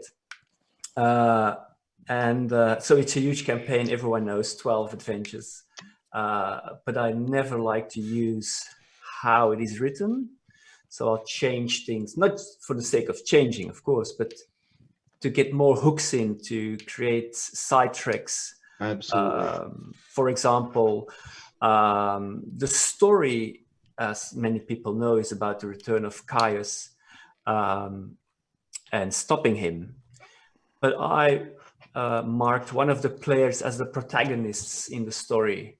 And it's actually, spoiler, it's actually going to be Neril against Caius. And one of the players who will be unkillable, actually. He doesn't know it yet, but he can't die. He's going to be, in Adventure 12, he's going to be vital. And that's Obathai and Neril pulling the strings on this character. Because the guy is a ranger. He picked Obathai, and I'm like, that's interesting. Let's use that, and let's take 2 gods and let them pull the strings. And that's the whole campaign. There's left and right. There's stuff going on. And since we switched over to Pathfinder, it was their choice. I said to my players, like, look, I'm no longer satisfied with the slow moving of 3.5. I want to speed it up a bit. I want more role play. I want more storytelling. But I wasn't going to force 5th edition on them, which is an easy system, maybe too easy, but it does lend very well to storytelling. Or Pathfinder, you get some more character options and stuff. So, of course, they went for that. That's the kind of guys they are. But that's fine, because I've got a Saturday night game, and they chose 5th edition, so I have time to how many both systems. You're DMing 2 different editions? I was going to say, how many games a week do you have? One each month. Oh, okay. These are older players who ran the Greyhawk campaign I was a player at, and that group fell apart. And then a few years ago, they contacted me. It's like, we should get back together. So yes, we should. And then someone like the old DM, he ran the game, but then stuff happened, and he didn't have time to prep. So one of the players took over. And eventually I took over, and we're playing Red Hand of Doom, which I call Horde of the Worm Lord. Wow. It's pretty hordy, yeah. Oh. Yeah, so anyway, in the article, I just tell a little bit about myself. If you want, you can see my channels are in there if you feel like it. And I picked for this article, because I conversed with Christoph quite a lot actually on the Discord, don't I? Yeah, fair amount, yeah. Yeah, fair amount. And I was like, so what's the team? And so he said, like, this is the team. And so like, oh yeah. So maybe I'll put in something I've been creating for a while, namely, I don't know how to pronounce it correctly, Diadem of Zazil. That's exactly right. The Diadem of Zazil, which is an artifact that the players come across very early on. But it's actually very useful to them throughout the adventure. But the information on this artifact has been dropped in, I think, in Adventure 1 and then in Adventure 6, and in between there's not a lot of That's like exactly, hooks or anything. It just disappears from the scene, and I'm like, I'm not having that. It's too major for the campaign. It's too good. I added. It's just too good. I very strongly felt that in the first episode, there's this item that's in this very hard to reach place, and you have to strive all the way to get it. And there's this major, in the first adventure, is a major NPC of the story, and he's one of the Wind Dukes of Akka and stuff like this. You get to the end, and there's this diadem of Zoziel, and you're like, meh, it's just a magical item. Exactly. I Yeah. hate that. I hate that when when you get that feeling. I'm like, Look at Yeah. the history. Look at the history of this item. How can it be just like dropped in the adventure 1 and then in adventure 6, and then at the end, like, hey, if you still have it, you've got some extra bonuses. I'm like, Yeah, exactly. Like, "Eh." it's mentioned in 6 and whatever, and then it comes up, and it's like, what player at 20th level is? I mean, granted, head slide items are pretty rare, I mean that up front. But how often at 20th level do you still have your first level magic item? Mhm. I mean, Exactly. doesn't happen And very often. there's this book in the 3rd edition, something about attunement of weapon and legacy weapons. I think that's the word, legacy weapons. Yeah. Oh yeah, those were really good rules. I remember those. So yeah, I took those in the 3rd edition, What, and then increases The with Book of power? 9 Swords, was it? I don't remember No, which no, book that's where they another were one. from. but it does work on that same principle. The Right, Book of yeah. Nine Swords. Yeah, so it's so cool that they have that in PF2 as well. In the Game Mastery Guide, they have all these. So explain that the weapon gets more powerful as you level up with it. Yeah. So for example, this artifact, they get it very early on, and they need to invest time with this item and usually perform something. Could be like a history, a roll that they're going to try to find out some information about the item and thus sort of unlocking it. And then you bind it to you. Not really bind it, but at least you can access its powers. So with this particular artifact, the person has an attunement ritual, and then it sort of is able to connect in the language that the artifact speaks, which would be Oerth, the rhythmic, melodic language of air. And then whenever the character goes up in level, like for example, the first is at 2nd level, then at 4th, and it goes up and up. The last power you get at level 17, and it gives you useful benefits that would work in this campaign that will help you, and makes you feel like the item is with you for a reason, and it's just not one of your items in your bag. For example, you have to wear this jewelry item visibly on your head, otherwise it won't work. And you can't cover it up with like a hoodie. Right, you can't hide it. It's a jewelry with a gem in the middle, and the gem needs air, it needs to see the sky, it needs to flourish, so you can't hide it. So walk in a city, Everyone sees for it. example, Greyhawk, or maybe some other rough town, and there's this person with a silver priceless item on its head. It creates some roleplay opportunities just right there. So yeah, is it an item for everyone to interact with? Well, it's mainly like the one person that can really interact with it, because even can talk with it, has but to notice it. Everyone else has everyone to be exactly everyone is involved. Not be aware of it. I think it's interesting. I think it's an interesting concept of Magic that it's more interactive in a lot of ways. In more recent games like Pathfinder 2.0 or in 5th edition also has like an attunement function that you have to like sort of let its power absorb into you. Like in the case of the Diadem of Zoziel, it improves your wisdom. It's not just like a light switch. You go bing, bing, bing, bing, on, off, smart not, wise not. It has to suffuse you, and I think it's even more interesting that like, if you, for example, like if you put a light under a dish or under a shade or under a dome or whatever, like the light doesn't go anywhere. And if you obscure the magic item in some way, its energies don't, broadcast or don't spread or don't, its aura doesn't get to you, so if you have the item covered up, its magic doesn't work. And I think that's a real interesting concept of the way magic theoretically could work. Yeah. Jason, you had to have a scaling item like this, and they just wrote the rules in, and they made it set. But there's instances of this in first and second edition. I can think of one that's right in the Free City of Greyhawk box set. Really? Yeah, What's that? the Torch of Anasander. Wow, you got me. I don't. Fellowship of the Torch. For the rest of us, you want to tell us what that is? That is Nastasi Ariane Night Star's the Fellowship of the Torch, the adventuring party in the Free City Grail box set, and it's in the From the Ashes box set, and it actually gets more powerful as she levels up.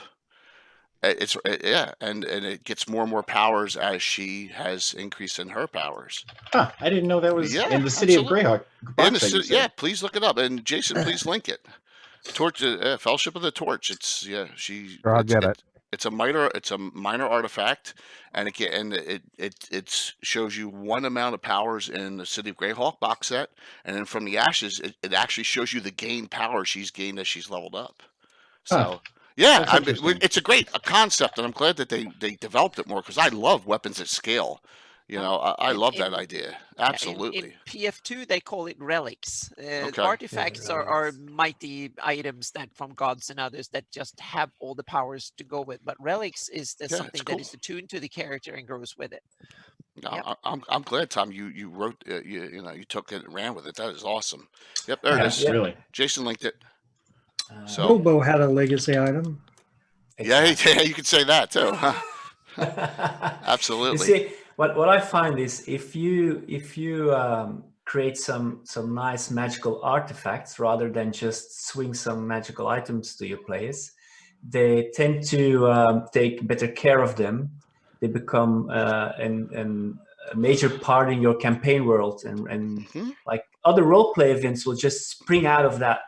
Just give them less magic items, a lot of consumables, no harm in that.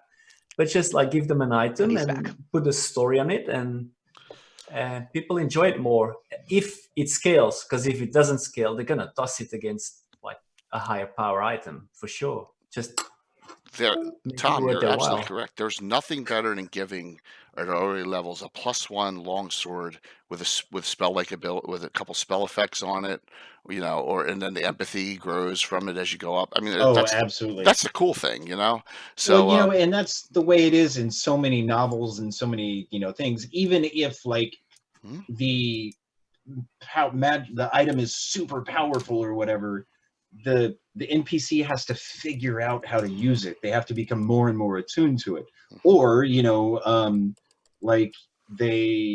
it becomes more attuned to them, and the more it likes them, the more it will do for them. Or reverse. Some sort of limitation that's outside maybe the player's entire conscious control. Something that keeps it from becoming overpowered and crazy at a given time.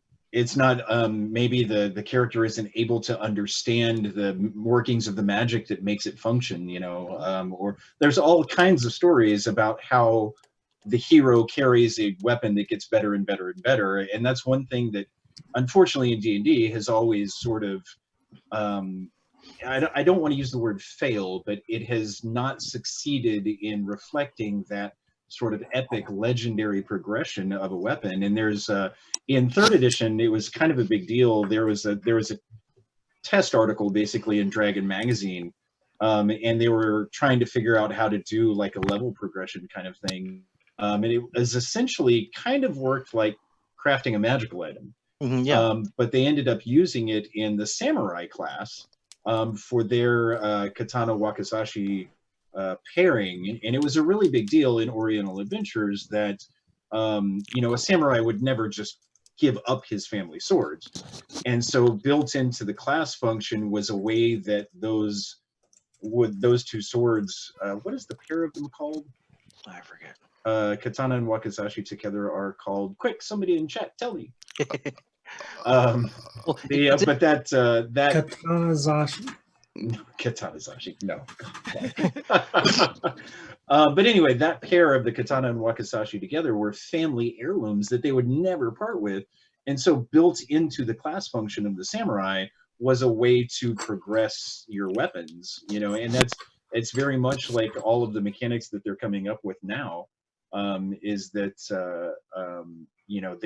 people want to see those mechanics that we've missed for so long. So like in Tom's article, Pathfinder has statistics that do things similar, and I think there's I want to say it's Unearthed Arcana maybe for D&D 5th edition that has similar rules or something like that. But well, it was interesting that you mentioned the whole family aspect of it, because actually one of the characters in our campaign has inherited her mother's spear, and it's an artifact, and she knows some of the powers, but there's stuff that's going to pop, and I've got it written down. It's all tucked away, but it's going to pop up later at the appropriate point as she becomes more epic. So her weapon needs to become more epic. Exactly. So we actually did this whole backstory for the weapon, and it was handed to her by the Queen of the Elves, and it tied in directly into her character's backstory because her mother died at the Battle of Emerald Meadows. Oh, nice! With this, with this blade in her hand, defending her fallen queen, and that whole deal. And then this has been presented to her. Wow! And who was her mom? Know is that her mother is still in the spear, watching over her. So she's got a couple little bonus rolls that she doesn't know about. Oh, nice! Even better. And when we told the story of how her mother died, we actually got her to cry. And as a dungeon master, there's a very cruel part of me that just goes, yes. That's cruel. You don't want to cheer because somebody's crying, but I mean, if you can have the impact of story like that, it means that, just like an author or a movie director, if they tell a story that's sad and their audience is so receptive that they actually feel that feeling for the character, it means you've done something right. Well, she's a very empathetic young lady, and I knew that. The player is a very empathetic young lady, and I knew that, so I kind of deliberately worked the whole thing to get her to like really, really feel it. Now, like, her character treasures this spear, and will never let it leave her grasp. And actually, she doesn't realize yet that she can't let it leave her grasp, but she'll find that out later. I've got another thing in that she campaign. Can't let go. Well, it'll just come back. The whole Age of Despair campaign, for example, I changed it. That actually another artifact takes the whole characters into the adventure pack. Got 2 elves, 2 players. They play twins, one male, one female, and they receive their ancestral sword, which is actually usually carried by the eldest son. And the eldest son was away with the sword. But the sword can return home to Caledon Forest, if the person wielding it wills it so or dies. Then the sword automatically returns to Caledon Forest. Wow. So these 2 players, they play elven characters from the forest, and they carry with them the Sword of Caledon, with one purpose, namely find the missing brother, because they feel like if he died, a little bit of the Tolkien elvish feel to it, they would have known. So they go out, they cross country, they come to Diamond Lake, and then meet some other people, some other characters. They journey on, and through adventure 1, 2, and 3, 3 is Blackwall Keep, yeah. Encounter at Blackwall Keep, yeah. Yep. Actually, the story revolves around these 2 players and the sort of Caledon and the brother. Nice. Who I cruelly made a victim of some worms, and they had to burn him. They tried saving him, but it was very horrific. And then they wrapped him in, and they threw oil and alchemical fire on it in a small room, and very moving. That's what I do. It's a great story. Always a good thing to move people. If we can, Jay, I'd like to, even though we don't have him on stream right now, sure. Which I would like to say, shame on you, Gary. You're supposed to be here, you awful dude, and I shake my fist at you, you bastard. But I would actually like to talk about Gary Holian's Death Knights article, since he happens to be. Surely, go for it. And if anybody would like to ask Peace Measure some questions or anything about the Living Greyhawk Gazetteer, his Dragon Magazine articles, his Living Greyhawk Journal articles, or the Death Knights or whatever, or specifically Death Knights related to the Oerth Journal 32, which we're here talking about tonight. Gary Holian, also known online often as Peace Measure, which is the from the original World of Greyhawk folio and box sets, was the He's certainly buttering you up historian. there, isn't he? The historian that wrote was Pluffett Smedger, so it's our favorite character there. But anyway, he's written a 7-page article that is all about the Death Knights of Oerth, and our patrons got to. Mike's saying 9. I don't think Gary was here when that came up, Mike. That's, He'll find out later. Yeah, he'll find out when he watches on demand. So anyway, the Death Knights for the article, The Reign of Death. For our patrons, they actually got to see a preview of the article that was about the first page and a half or so of the entire article, and it's the setup for the history and oh my gosh, Gary knows his Greyhawk history, and there's a full page year by year timeline of all the Death Knight stuff in it, and there's so much history and so many names, and it's all referencing back to earlier articles that he's written and back to the Living Greyhawk Gazetteer and to all these other names and all these other events, and where all these horrible Death Knights came from in Greyhawk history. And so it's actually one that I did the art for, which I don't typically do a whole lot of, but I usually do like maybe one per stream. And I think Jay is scrolling through looking for the art there. Yeah. That's the preview art for it. That's Sir Loren. And Sir Loren is this big, heavy guy who's just kind of broad-shouldered and like 6'4" or something like that, and like 300 pounds. He's kind of chubby. But that picture actually doesn't have his sword in it yet, so y'all get to see the sword in the magazine. But there's some of the really famous Death Knights, like Prince Murhal and Lady Kath and Modwix, I think is how to pronounce his name. And there's Adramensis, I think is, God, those are so hard to say names from old Iridian and shit. There's Sir Merrill, Sir Farian, Lord Thyrian, Reznor of Hax, Miranar Cyric, Duke Urkar of Grax, Sir Loren the Boar, Lord Kyvan. So there's all these Death Knights in there, and there's like paragraphs on each one. I mean, like multiple paragraphs on each one, like 2 to I think 4 or 5 on each one.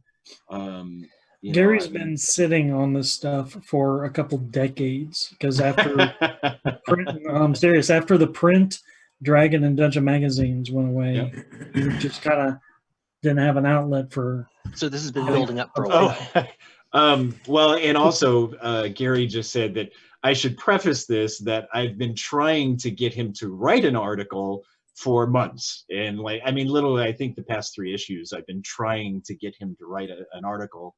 And this issue, he just happened to have just the perfect topic for someone who lacked any of, he was saying that he didn't have any research material at the time, and so he was able to find a few resources, and he just needed to dust it off. Yeah, kind of. But he has been writing Death Knight stuff for literally decades. I mean, the Living Greyhawk Journal articles that had the Death Knights in them, there's 2 articles in there, the Death Knights of Oerth, in 260 and 261, I think. Those were 10, 15 years ago, something like that. Or 20 years ago, something like that. I mean, so literally he's been writing this stuff for decades. and some of them are much more fleshed out now. Like Sir Luren was actually mentioned in one of the Death Knight articles, but he got like 2 sentences, and now he's got like 2 or 3 paragraphs, and it's amazing, to see the history and stuff. Everybody, is always interested in the characterization of famous NPCs, and some of these are in the Living Greyhawk Gazetteer and in history and stuff like that everybody knows, and some of them are a little more new, but they are from Spine Castle or things like that. Right. Jason said 291. Did I get the? Oh, okay. So it's Dragon Magazine 291, I believe, and at the time, the Living Greyhawk Journal was in the back of Dragon Magazine. So Right.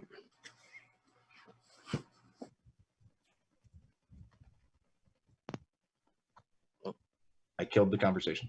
Yep, that was on you. Well, it was just awesome when Gary had the comment that he created a lot of this with the 10-hour-long phone call with Eric Mona. I think that's awesome.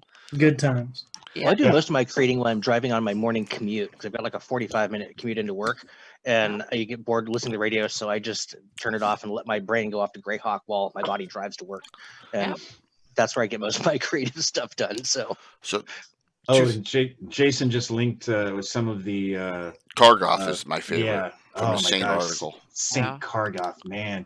Yeah. And he is probably the most well-known Death Knight. he's like the original one. That goes back to the Saints article.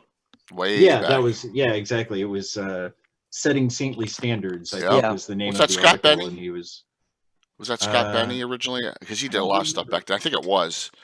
It sounds right. Yeah. Yep. Yeah. So I mentioned Scott Benny. Gary said, "All right, I have a Tom. Do you do remote ins on your game at all? Remote ins? Yeah, like do you have remotely bring people into your game? Well, not really. I know As the friends that have gathered for the past 20 years have been playing together. It's quite full table. A few players have been missing, but we keep their characters on the edge. So if they want to jump in, that they can. But I generally want to keep numbers down to maximum 7. Because otherwise stories won't work. So sure, it's a big game. That is. Game. It's five at the moment. But if everyone would be there, it would be 7. I kind of like 4 in my games. I think 5 is more dynamic. I think 5 is excellent. How about you, Aaron? We have 6. Okay. And that's plus me, so a total of 7. Mm-hmm. So it gets a little crowded, small table, but things move along. We get it done. Jason, how about you? I have 6 right now. I usually like 5, but this is 3 couples, so.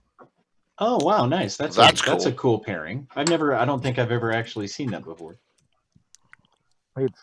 They're all new. Let's see. I think 3 of them never played before, and they're all 5e people. So cool. I've had to introduce myself to 5e. Yeah, how's that going? Are you enjoying that? Oh no, not at all. But I mean, no. I will say one thing, and I'm not sure. I think Aaron mentioned this. It's just. I think the combat system is an improvement over the old 1E, but I homebrew quite a bit, so I don't mind cutting. Oh, true, yeah. But 5E just seems like it's about superheroes rather than heroes. I like a game that's low level, and to tell you the truth, when I looked at that and I saw that you go from 1st to 2nd level after 300 experience points, it just was like, oh my God. I actually kept the old, more or less 1st edition experience level charts for us. We're playing in 5th edition, but no, that's not how your experience points work. Well, keep in mind that they also avoid getting to levels where you have 2 million XP or whatever. The XP standards are slightly different as well, so you don't earn them quite in the same speed or whatever, but it comes very fast. Well, if you have a good story-based campaign and a DM who can keep a straight face when issuing experience points, then it's really kind of a moot issue. Yeah, right. In my most recent 5th edition campaign, we were actually playing Age of Worms, similar to Oerth, and they got to their levels by the adventure in the series. They were getting there about 10 to 20% faster than they would have in older editions. There's this quote from a movie called Kelly's Heroes, and Yes, I, I one of my just favorites. I feel like with 5e they think hero is some funny kind of sandwich, because they really don't seem to understand what heroics is. It's an average person who keeps going against the odds, and I seriously, it's the problem I have with 5e is it gives away too much too early, and it leaves nothing then for the players. You've got a game that's made up of paper tigers and dragons made of ink, and gold that's just numbers on a paper. You have to bring some kind of depth to it, and throwing all that abilities first on, it's just, in some ways they've made it easier, and the others they've made it more complicated with all the bits and doodads and stuff. And so I like some of the things about 5e. I like mostly having a table full of people who are playing the game. Yeah. Well, that's probably the biggest part that's most important, is having a table full of people that enjoy the game. Well, when I started writing stuff for my game, my supplements and say things, all that, I started writing everything, and I would include notations based on like first edition game notes. And then I realized, I've got to rewrite all those and switch them to 5th edition game notes. And then when I kind of started rewriting one of them for submitting into the Oerth article, I was like, you know what? Let's just make this edition neutral and just take those little bits out, and it's not important. Well, that's what I was saying about it's the story, and like in my case, like the timeline that's important. It's not whether somebody's absolutely. a 1st level fighter or a 5th level barbarian. We can move past that. It's the story. Well, and that's we were talking about that kind of a little earlier with about the Oerth Journal, is that there's there's so much of the Oerth Journal that's about story and stuff like that, so people can use their version of preference, and it becomes less about the actual system or whatever, and that's why it's nice to have statistic references, where you can kind of an 18 strength in this system is probably equals this other statistic in another system or whatever, and so we always encourage writers, if they enjoy writing statistics, then by all means include stat blocks and stuff like that. And one of the things that we'd gotten requests for before was that, like, in the introductory paragraphs, I always tried to get authors who included a statistic to state that in the beginning of the article and say, this is written for 1st E, this is written for 2nd E, 3rd E, whatever. Yeah. But, I think my article didn't have anything about addition. Like, I don't think there was any mechanics in it, so I don't think it mattered. No, there's not at all. There's not. It's strictly timeline. But so one of the things about the magazine this time. There it is. We're yes. Speaking of which, it just popped up on the screen. We haven't had Aaron's discusses. When we have Aaron discusses real quick. Well, okay, just let me finish that point real quick. So because of that, because we are kind of edition neutral and only individual articles may or may not use statistics. We'd had requests before for some kind of logo or point or sign or whatever that indicated what edition any given article is. So now, if an article actually includes any kind of statistic, there's actually like if it's 1st edition, it has a 1st edition logo, or if it's 4E or AD&D, like Jay, yours actually has the AD&D logo above it, because it has a few statistics. So I try to keep it real small so it's not real noticeable, so people read and they don't focus on just flipping past it because it has an icon, but if they look for the icon, it's there. So, but yeah, let's talk about the alternate timeline of the Wild Coast region. Yeah, well, like a lot of people, the original timeline in the original books was sort of like where I got started, and I immediately started by tearing about half of it down. But in this case, I've really started calling my Greyhawk world Greyhawk Unplugged, just because of the kind of Nice. setback. Nice. And in this case, since we were starting the game, I mentioned before, kind of organically, I didn't have a world created and then we plopped everyone in it and started going. It kind of built as it went. I really wanted to develop the history of that area. And I'm just now kind of getting around to poking around a lot of the Greyhawk Wars history and all that. And it just seems that like the Wild Coast, it's a little ignored. It's the space in between. And that's why I put the Keep of the Borderlands there. It is the Borderlands. It's not the big kingdoms. The place over there for the big kingdoms. So I realized that you needed some event that was going to really link the players together. All the characters are mostly, except for one or two, from the Wild Coast area. And when you read the original timeline, the Temple of Elemental Evil and all its badness seemed to be a major event. This wouldn't be something that would be glossed over by these people. This would be a major life event and a major political event in the area. Huge. So I really started developing it with a phrase that hit my mind called the Temple Wars. So it became not so much, just this temple rose did this, sent out an army. It became a series of wars that devastated the region over about a 15-year period. So I wrote a timeline that I believe starts, I'm looking at my notes here, 549. And then I ran it to, I think, 579. So about 30 years of the Wild Coast history, focusing on the rise of the temple and its effects on the people who live there. And the final entry I have on the timeline, spoiler alert here, is campaign begins and 6 young adventurers meet by chance on a lonely road near a small tributary of the Jewel River at the southern edge of the gnarly forest. Since they're all going the same direction, they agree to travel together at least as far as their destination, the Keep on the Borderlands. And that's where the campaign starts and my timeline stops. But I have Easter eggs thrown in there that reference the slavers, that reference other things. And the reason we like this is it gave all the players something to talk about. They have a shared experience with their characters. And so I think I mentioned Aaron, it like, I please forgive me for interrupting. What were the dates that you just gave? 549 to 579. Battle of Emerald Meadows is 569 and correct published. Yeah. So Emerald Meadows took place about 10 years before our characters first set foot, on the road in their early 20s. So, like one of the players, our cleric, his character's first memory was his village being burned down and taking refuge in a church of Cuthbert. So that's where he got his vocation. Our halfling is a orphan who grew up in her uncle's house, and her uncle turned out to be the Thane of Greenway. Borrowed the name from you, Anne. Thank you. Who led the halflings at Emerald Meadow, and she grew up as kind of a wild child. And so when all these players talk about the war, or if they're at some inn and somebody mentions, I lost my leg back in the war, we all know exactly which war they were talking about. The only one because they wouldn't be like, I mean,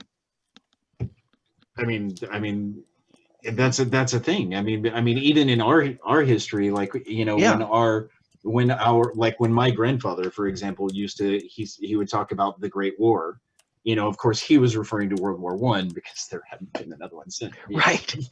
But yeah, that's a thing. In the 70s, they would say, I can't believe how the war is going, or whatever. And they were then referring to Korea or Vietnam. It's a very cultural, generational thing.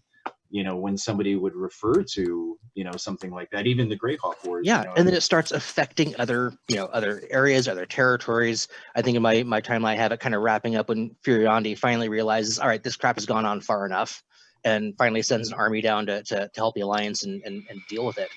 But it's really been fun to rewrite this timeline, and it's giving me ideas for other parts of the world too. As I get this timeline, it's like, well, what would have been happening over there when this happens? And then I just start deconstructing the whole world. Aaron, we all know where that goes. Aaron, you don't realize how much of a parallel you are to my campaign. In 1980, 79-80, my character campaign started at the Battle of Emerald Meadows 569. Most of the characters came from the Wild Coast or Celine. It's pretty uncanny how you did the same thing, so it's pretty neat. It seems like a natural progression. Mm-hmm. And just so you guys know, the progression for the modules, because again, this being an old school thing, the idea is to link together as many of the old first edition modules in some kind of uncohesive, vaguely narrative form as I can. So we started with B2, and then I did a little homebrew dungeon just for fun. Then we switched to T1. T2, the rest of it doesn't happen after this. It just ends. That was the wrap up for the Elemental Evil. There is no diving in after that. Got We it. switched to a few homebrew things. We then did a few individual adventures for players, and then started diving into a salt marsh, which I moved to the Wild Coast. And instead of leading off to the lizard men and U2 and U3, it's the smugglers are selling weapons to the slavers. So that begins the introduction into the slaver campaign. You know, Aaron, you mentioned that at the top of the show, that you moved Saltmarsh to the Wild Coast, and that's something I wanted to make a point of talking to you about.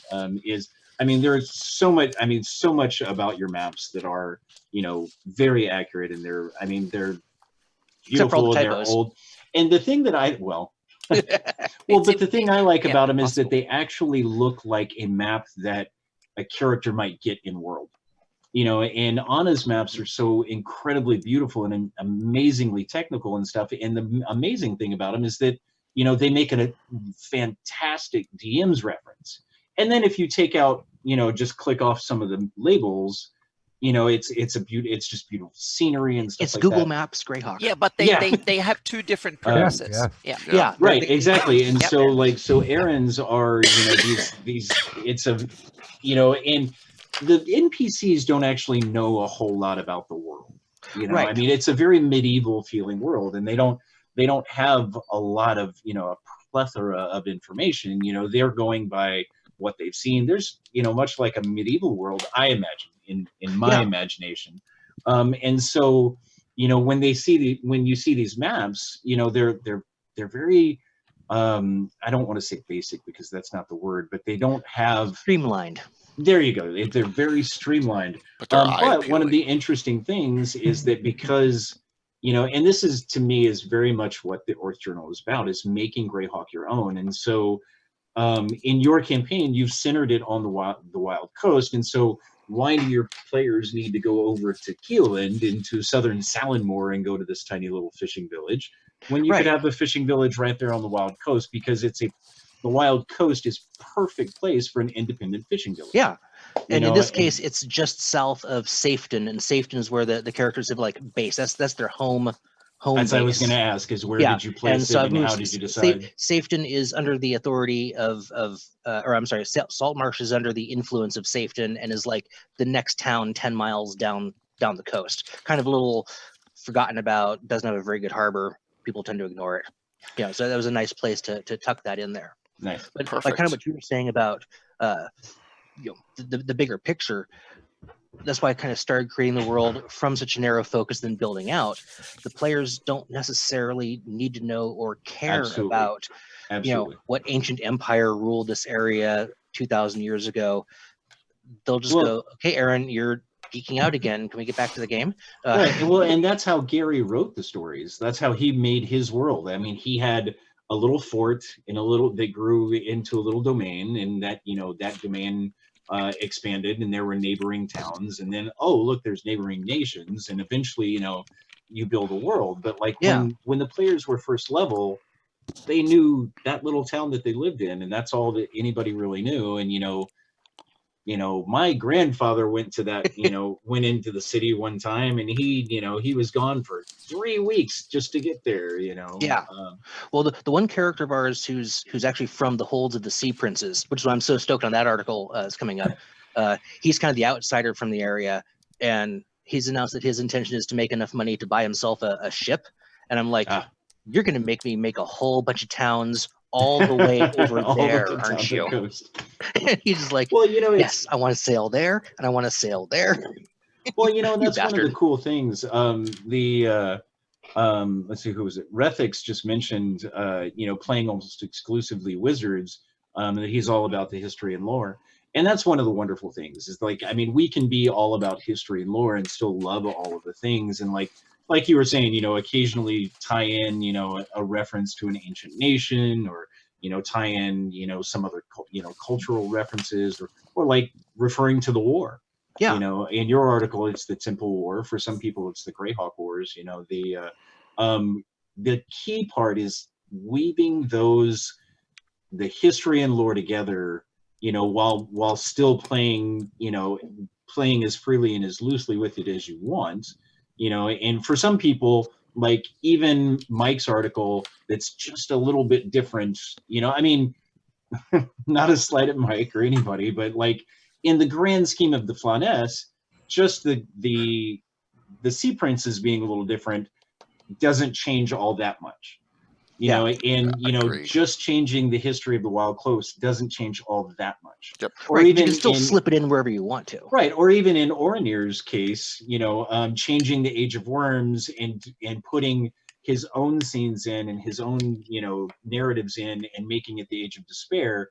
In the long run, it doesn't change all that much about the world of Greyhawk, and that's the great thing about Greyhawk as a whole, is that Gary wrote it for DMs to make their own and make and to improvise. And there are, well, like the theme of this issue of the Oerth Journal is there are an infinite number of Earths, and all of them are interesting and all of them are fascinating for each one's own details, because that's the only ones the player that really matters to the players. If it's different than the published books, doesn't matter, and especially the published books also tell you to ignore them too. So right. there's and like there's that. I think Ornir, did you say you have some new players? New players on my favorite. Yeah. No. Oh no, I'm sorry. It was Jason. Jason has a whole ton of new players. Yeah, Jason has the all new players. Yeah, that is awesome. And so in Jason's world, all that matters is all that matters is what he tells them about the world. And so for them, it doesn't matter what the books say or anything else. They know the world that they play in at his table. Well, luckily, also first, the player who's the mage, the wizard. I always get the genders confused because it's a woman who's the player, but she's playing a male character. So they get very into the lore. And when she comes over, sometimes she'll start a little early and be like, okay, so what's going on with this? So I've got at least one player who wants to know all that stuff, so that if it comes up in the game, the character can be like, I've heard how this works, and I've kind of said, okay, you don't need to roll for Arcana. If we've talked about it, you've asked me about it, then you got that one. Yeah. So, it's a nice way to spread the information out to players who want that information, and then let them disperse it as they see fit during role play, and then they get to look cool and knowledgeable. Absolutely. And that's been a really good balance. And I kind of do that for each of the different players, so each one has chunks of knowledge that the other ones don't, that they can like lay out and drop at the appropriate moment. Right. Absolutely. Like So, it's interesting. We were talking about this. There's one of the members of the Greyhawk Online Discord server, the chat server. I hope I'm not going to butcher his name, but it's Pupic Dad, I think is how you pronounce his name. It's Pupic or Pupic or Pupic or anyway, Pupic Dad has been going through the Ian World Q&A with Gary Gygax, which I think is like 240 some pages long. There used to be 8 separate threads on Ian World that were all Q&As with Gary.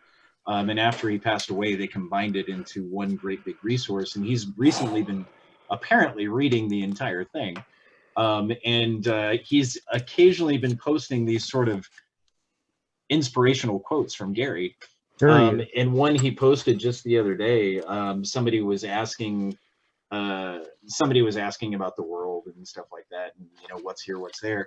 And he actually said that it was the sort of thing that he wished to encourage with the World of Greyhawk setting was DM adaptation of the material to suit the campaign being run. And that's the important thing to me, is like, I think that's what everybody here tonight, Jay's been doing it for 40 years, but even for individual articles, I mean, Mike and Aaron and Jason and Tom all, are adapting the material to make it their own. And that's the great thing. The one time I actually got to meet Gary Gygax at a convention when I was like 14 or 15 or something. It was a American Booksellers Association convention, and my dad wasn't publishing and took me, and I ended up sitting in a lunch line with Gary Gygax for about 10 minutes, and I got him to sign something for me. I was just like a 15-year-old going, ee! Just with absolute joy. But the one thing he said is, because I was pestering him for advice, and he said, just make sure everyone's having fun. If everyone's there you smiling, go. if everyone's That's smiling, you're doing a good job. That's it. And I always just tried to make that like the hallmark of my DMing campaigns. I think everyone's that's the most smiling, important we're thing, winning. Aaron. I think that's the most important thing. And earlier we were talking about rules. Yeah. It's let the players choose the rules they want to use, and you worry about the story. Yeah, absolutely. Exactly. I would like just to point out, Puppet Dad is actually in the chat right now. Yep. I had no idea he was here tonight watching, but And yeah, so he'll like the announcement coming up. He's playing in one of my games for GaryCon VTT. Oh, is he? Yes, he is. Nice. Absolutely. Nice. So we got a whole slew of cool things to go over. My gosh, guys, what this? I appreciate you all talking as much as you have because I'm having a rough time tonight, as you can see. I'm really having. Oh, a rough... holy crud! It's almost 10 o'clock. See how fast time flies when you're having fun, man. 7 for me, man. It's a great Pacific Coast. This is Aaron's like it's 3 nice a.m. early. for exactly. We're on the right coast for Tom. Yeah. So. 3 a.m. 3 a.m. for Tom. Thank you, Tom, for coming with us. Yes, We thank you. really Absolutely. enjoyed having you. No Thanks, doubt. Tom. Me too. It was really fun. So there's a ton of articles in here. We don't even need to discuss mine. Just read it. I developed the Axis of Varnafane. It's no big deal. It's cool. It just happened in my campaign. I took a couple paragraphs and I ran with it. You know, it's not. It's more of a what if it's what happened scenario. But and I guarantee you, there's a lot of great articles we didn't even discuss. So I was going to do yeah, my I next kinda would- my next I map kinda is wish Behold we the had- Sea Princess, but I'm going to wait now until the article comes out. Oh so my I can gosh, fill I can't wait to see it Oh, myself. Actually, I would like. That's a great point, Jay. I would actually like to say exactly what all of the articles in the issue are, since we're talking about it. Give a quick synopsis, man. Give a quick Yeah. one. So the one For your I would shout-outs. one I would like to talk about. Yours, the Axis of Varnafane. I really love. Like you said, you started with 2 paragraphs from a source, and then you made it your own. And you expanded it, and you put incredible lore and stories, and even NPC characterizations and stuff. And the cool thing about that article, you gave it some first 1E, 2E stats. So there's actually some crunch for the people who want magical items there. We have that by you. We actually have a new author named Amy Crittenden. Oh, nice. And she wrote an article that is actually the lead-in for the entire magazine. And it's called Making Greyhawk Your Own, and it serves as kind of an introduction on how to not necessarily specifically change the world or anything like that, but how to ask questions like using the who, when, where, how, what, why, that kind of stuff. How to write your characters to help them fit into the world of Greyhawk, and how to kind of personalize the Greyhawk for your character. Jason, we talked about, has the Appendix N article and some how to bring in outside sources from some of the great literary references and bring them into Greyhawk. I wrote an article that's about Western Oerth. It's called Revilla, Snake, and Scale, and it's about the Sundered Empire from the 3rd edition Chainmail setting, and it's about a nation of elves that cooperate with dragons, and they have half dragons and stuff, and they all live together. There's Gary Holian's Reign of Death, about the Death Knights that we already talked about. Another one by Jason Zvoda, If It Smells Like a Viking. We talked about that one a little earlier. Joe Block, the Greyhawk Grognard, put in a nice article that's fairly lengthy about all of the castles Greyhawk, all of the different, the infinite variations, since it's infinite, or it's all the infinite variations of the Castle Greyhawk that we've seen. David Leonard put in a really surprising piece of fiction called One Decidedly Disastrous Day. Or I'm sorry, A Decidedly Disastrous Day.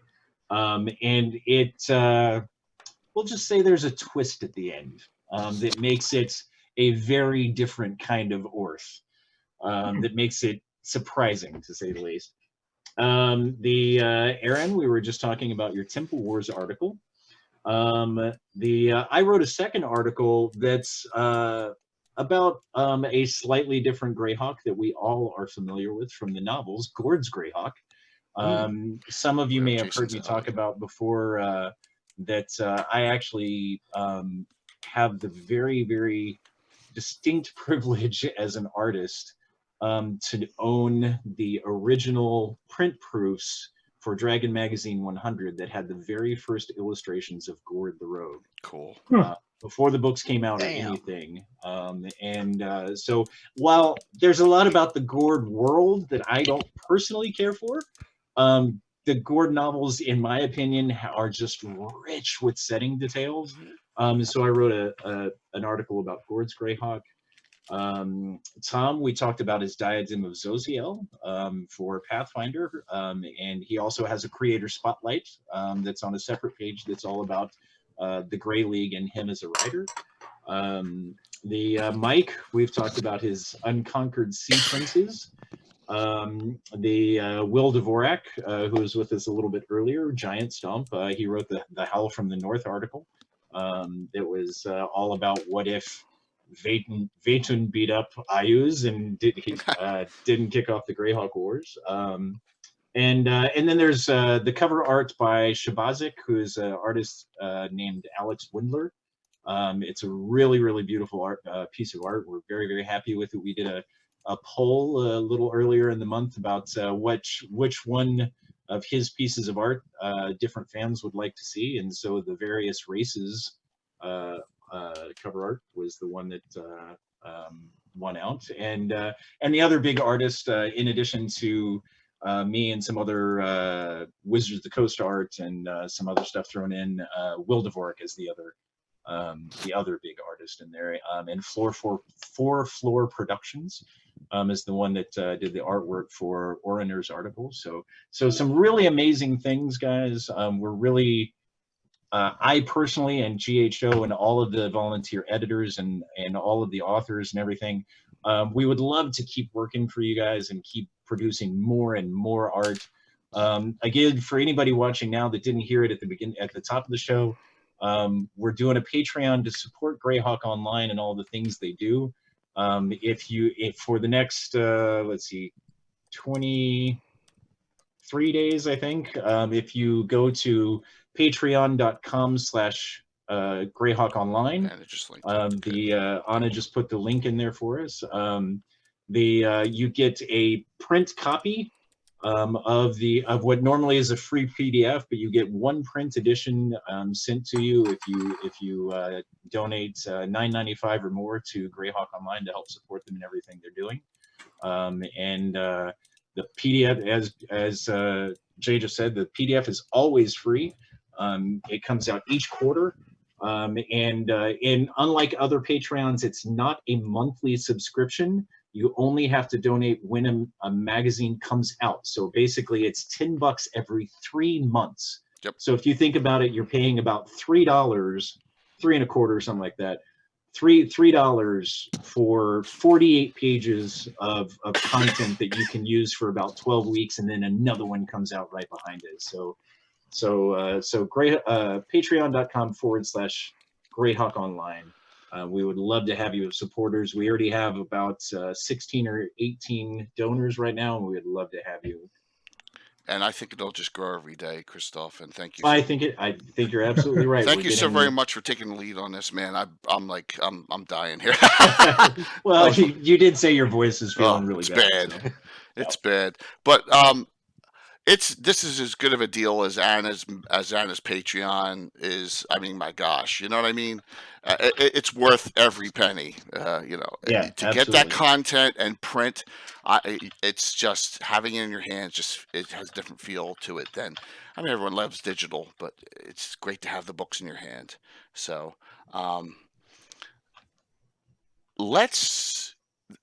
Christoph had a great shout out there and a final say. Let's get through everyone real quick here, and then I got a couple announcements, and we'll try and end up the night in the next 10-15. So, Mike.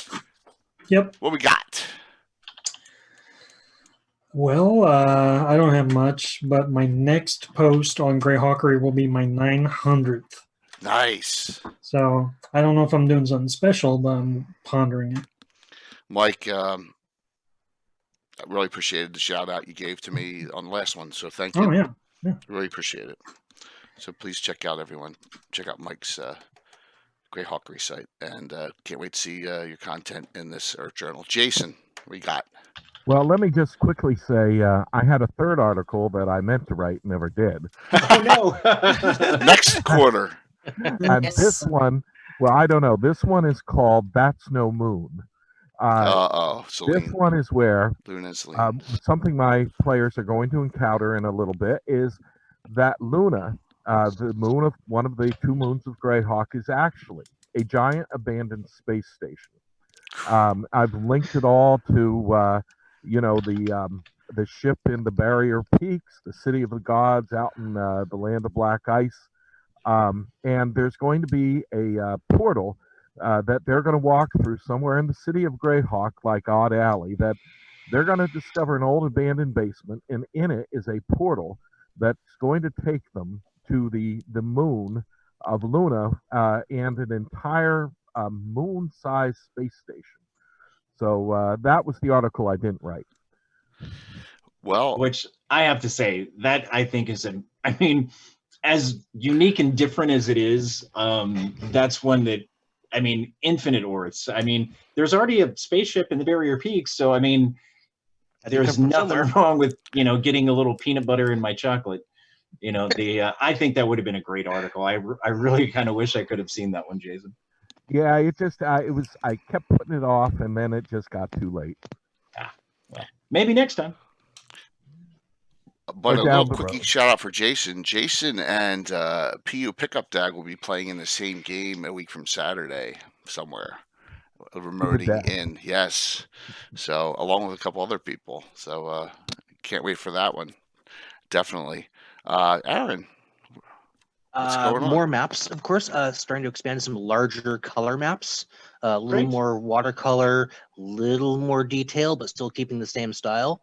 And possible articles on updated religion in the unplugged Greyhawk world, and possibly some more city write-ups too. I'd love to show off my write-up for the city of Safeton and the immediate environment where so many of our characters come from. So we would love to see that in the Oerth Journal. Seriously, consider it done. Well, because there's an entire category for the Gazetteer of the Flanaess articles where you specifically write about a town or place or whatever. So that absolutely fits. We've had your maps in the last 2 issues now of the Oerth Journal. I never run out of maps. And especially to see a map of Safeton, that would blow people away, no doubt. People would love that. I've got 2 already. I'm gonna make a 3rd one special for you guys. Wow, awesome! We'll look forward to that. And Aaron, I want to get with you and do one. If you would do one in your style for me for the Narwhal area, because I'm gonna have new first levels coming out there in September.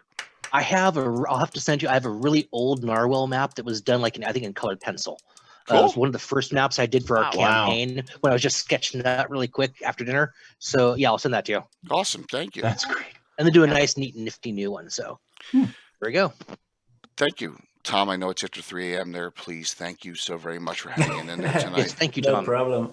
I'm Iron Manning it, like I think Jason wrote. He's Iron Manning. Iron Manning it. Nice. It's like a triathlon. First the whole game night, and then hanging out with us. Well, Refix is in Sweden, so he's just as late as you, if not later. That's how it should be. Yeah, absolutely. Yeah, come on. It's Oren Aaron Refix up all night. So, you got anything you'd like to plug? Or? Well, I'll keep contributing to the journal, of course. Whatever the topic is, I'll find a way to put something in there. Awesome. If people wanna follow me around or ask me questions, Twitter is probably the easiest. Just find the Grey League. I have a channel which is also the Grey League. It's not like a very famous channel. It's just something I make for my players. So there's some videos on there about the human migrations. And statistically, we have 300 views to 500 views for Baklooni or Iridian or something, but 1,300 views on the Flan. So I guess they're more popular humans. I will say, Tom, I am not going to let you undertalk those videos. You do some really great, and for everybody watching, they're pretty brief. They're not incredibly long-winded or anything 10 minutes like that. Tops. They're videos about a specific, part of history, or about like the migrations, or, about the races, that kind of thing. They are really, really well scripted. They're very knowledgeable, and they give nice, concise points of the topics to them. So absolutely look up the Gray League on Thanks, YouTube. thanks. Tom, Thanks for please that. feel Good free to stuff. link them in chat. Please, All it's right, I'll do okay. that. Well, I'll just quickly jump in and say like what's gonna happen on the channel now that we have lockdown in Belgium. I have time. Oh, nice. I'll be going into the races in the cultures. I found a lot of information online. I'm just gonna gather it up. It's gonna be some Grey League stuff in between. It's not gonna be like canon, like that's how it is.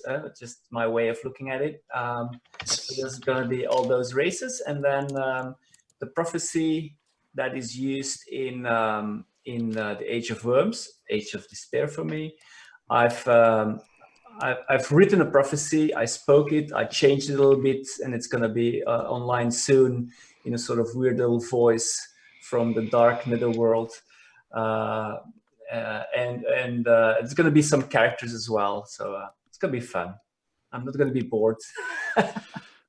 well, I think a lot of us in this VTT world we're going to live in for a while are going to try and take advantage of it. That is, if I recover from this, whatever I got here. So, Anna, to finish up the shout outs before the finals, let me know what you got. Yeah, this is kind of I've lived in Midgard for a week. I've spent 50 hours since last Friday working on rivers alone in Midgard for the next Midgard thing. So now I'm going to skip Midgard until after virtual GaryCon. So I'm going to come back to Greyhawk again. So well, there's a whole bunch of seminar. First, we have Legends and Lore next week, which we haven't even figured, because we were supposed to go to GaryCon when that happens. So we have a Legends and Lore show. We don't even know what we're going to talk about, but we have to come up with something. Next Wednesday, and that's why, yes.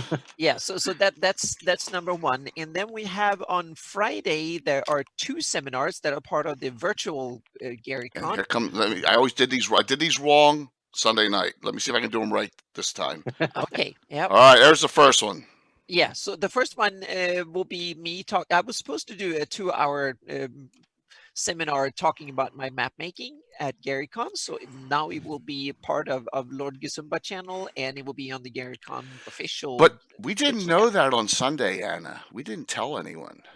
That was not announced. That's true. This is new. So they reached out to us, and this is going to be dual streamed on Lord Gazamba and the GaryCon main Twitch channel, 6 p.m. CDT, which is 7 p.m. Eastern. So that's the first one that we're going to see. That's, we get that fantastic honor of doing that. So yep. That is ours. There will be 2 hours, so there will be a lot of technical stuff, but not too much. I will not talk about how to do certain things in Photoshop, not at that level. It will be more kind of an overview. First of all, a little presentation for those who haven't figured out what I do apart from Greyhawk, because I've done a whole bunch of other stuff. So there will be a brief overview of the different projects I worked on. But then I want to do something that was very appreciated at my Gen Con seminar last year. I'm going to do a little bit what the map could look like, what's the purpose of a map. And Aaron and me, we talked about it a little bit earlier, meaning Aaron has these awesome looking handout maps. And meaning, is a map a pretty picture, or is it something technical and in between? So there will be some philosophy behind the map. And then there will be talk about symbols, and I want to present some new challenges, some new symbols and stuff that I'm working with.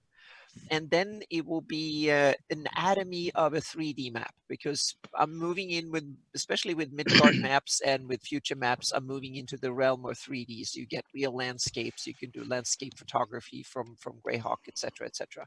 So there will be a presentation on the anatomy of a 3D map, how it's actually built in what kind of technical bits and pieces goes into it. And then I will talk a bit about GIS, Geographical Information Technology, because that's where my maps will head. Most of them will actually head into the realms of real map making, not painting in Photoshop and Illustrator, but real map making. And then I will talk with the kind of the coolest thing, that usually the one that I call in the pipeline. And that will be 1, 2, 3, 4, 5, 6, 7 different projects in the pipeline. And a bunch of them is secret. I never talked to anyone about them yet. So there will be some cool stuff in there. And of course, it will be ask me anything. So questions and stuff. And so there will be some concepts, and what happened to Lendor Isles, what happened to Hepmona Land will be something that answered, because those are kind of there's several reasons why we haven't seen any of that coming out from me yet. So that's the gist of what's going to happen for about 2 hours. Yeah. And let's just hop right into what's going to happen right from there, like Yep. 5 minutes after that. Mhm. Dual streamed on Lord Gazumba and the Gary Con main channel, celebrating Greyhawk, a fandom renaissance. Nice. Okay, so yes, Mike. Everybody cheer, hype, hype, Yes. hype, hype. Yes, we. Yes. This is why I'm sick, because I spent 2 whole days trying getting this all done. So myself, Anna, Christoph, Mike, if Brian Blumklatz is available, Alan Groh, if Carlos is available. Did I miss someone? I think that was the main group, right? Yeah.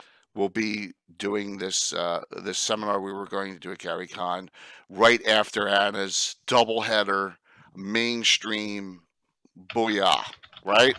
And if I'm going to see if I can run this, if this runs late and we need to nix it on Gary Con, we can always have it on this channel running as long as we want, guys. So Absolutely. cannot wait for this. This is going to be an awesome discussion. We just got to get to planning it now, because now we know it's definitely happening. Sure do. Yeah, absolutely. It's 7 days away. Yeah, almost 9 actually. So we got 2 9, days. okay. Yeah, so we got 2 days Close. extra. So that's coming up now. This Sunday, I've already popped it up a couple times. Please check this out. I think some of them are Lauren. I saw Mike Wilson lurking. We got Celestian. We got Amai Kokoro. I think Cynthia from Predators Rejects, who's now got her own channel. Chuck Humbell, who's Baboonsky from Troller Games, and Phil from Zeltaris. 4 brand new DMs on our DMs roundtable. The 5th one I've had on the channel since we started. That and Anna and Anna's been on 4, but Will's been on all 5. So Will and Anna are going to join me as the questionnaires for the new ones. So we're gonna really get them good on that. Yeah, there he is. All right, Phil, good man. I hope you're looking forward to it. I'm excited about it. It'll be a fun discussion. It's our normal Gavin 7:30 Sunday. All right. Gary Con, more Gary Con goodness. Yes, Anna. Yes. Yeah, I have a couple of more Gary Con goodness that coming. We have Go for it. Me and Alyssa Faden and Kfir Mendel was going to have a kind of a workshop together. We just wanted to have. We had so much fun at Gamehole Con, so we said we wanted to do it, and now we're going to do it virtually. And it's called Whose Map Is It Anyway? And it is on Saturday at 2 p.m. Nice. Yeah, so that will be a kind of a seat of our pants, and it more like ask me anything, and we will kind of take up all the challenges and the pitfalls and the stupidities you can end up doing when you work with maps of places that don't exist. And Nice. and then we have on Sunday at 2 p.m. This is all the times I'm saying is Central Time, because it's virtual GaryCon, so it's Central Daylight Time. And the at 2 p.m. on Sunday is Kobo Press has a freelancing 101 seminar, and I'm one of the panelists on that one. You're so busy. It's me and I think, hang on a second here, James Intercaso and me at least, and then there will probably be some of the other Kobold Press freelancers will be there, and it will basically be answering questions how life is as a freelancer, how do you get in to do this, and how do you actually get to work for a game publisher, and a little bit about the glorious life and the terrible life that you have as a freelancer, and things about deadlines and all sorts of stuff that Anna actually is about- going to be yeah. busy, because not only is she Yeah. doing that, she's playing in one of our games too. Yeah. So there will be hardly no work done more than having fun with Greyhawk and stuff all next week. And from tomorrow on, it will be just doing Greyhawk stuff. Yeah, and we're gonna have to have a doing lot of prep for meetings this, over the so, yep. weekend too. Yep. Definitely. All right, the last 3 events that I haven't discussed that are definitely on the Lord Gazumba channel, and 2 of them are also dual streamed on the Gary Con main channel. Okay, so we got 4 out of 5 events. The only reason the 5th isn't there, I wasn't comfortable it being in my basement dual streaming it because I don't know about the signal. So here we go. Frank, you're on. Myself, Frank and Ann from Nightheart Gaming, and Jimmy Duffy from Prater's Rejects. This is a good one for everyone who's stuck at home. DM's Roundtable, streaming and technology in D&D. We're going to talk about how to get a stream going for your game. And if I can do it, any of you out there can do it, really, because I had no idea what I was doing when I first got into this. Yeah, exactly, Frank. Anyone can. So we want to share how to start this, and hopefully some of you pick up on it. And wow, there's some pitfalls here and there, especially like Twitch, goes through with rules, but that's what this seminar is all about. And by the way, as of this show start, this was the most signed up for seminar in GaryCon VTT so far. So, wow, nice. Yes. Okay. And this is dual streamed as well. The time is correct. We got all the times finally correct. Saturday, March 28th, 10 a.m. I go right from that to this. All right. And there'll be like a gap of about an hour, maybe. Jason is so we have Jason playing in this. We have PU Pickup Dad playing in this, and a couple other people you may know playing in this game. And I've run this before, but I'm running Horror in the Hools, okay, on just Lord Gazumba channel as of now, because this is the one I'm going to tabletop this in my basement. Everyone's going to stream in and Zoom, and I'm going to run the table as if they're all there. Oh, wow. Yes, thank you. You should get an assistant for my that. Son, at worst, my son is going to help me. At worst, Shane will help me. One. Yeah, he can be the runner moving stuff because I may need an assistant, but who knows, how I'm going to be. Just to play You're gonna need that extra pair of hands. Exactly. Exactly. I'd like to point out a suggestion in the chat there, Jay. All of the shows and all the little preview cards that you just posted up there, they said that a table or something of all of those shows would be really great in the Discord channel. We will put them up. How about can I put them up in announcements? Yeah, that's even a better place. Better than, I said in the Lord Gazumba channel, but that's even better. I mean, we can put them up in the announcements. I was waiting for this show because trust me, if you don't know what I went through on Monday and Tuesday, Anna knows, Christoph knows. They set the wrong time for one of the for the Greyhawk fandom. They set it to Thursday. It's made all sorts of. I couldn't do anything until I found out what the error was. They just put it the wrong time slot. It's back to the right time slot.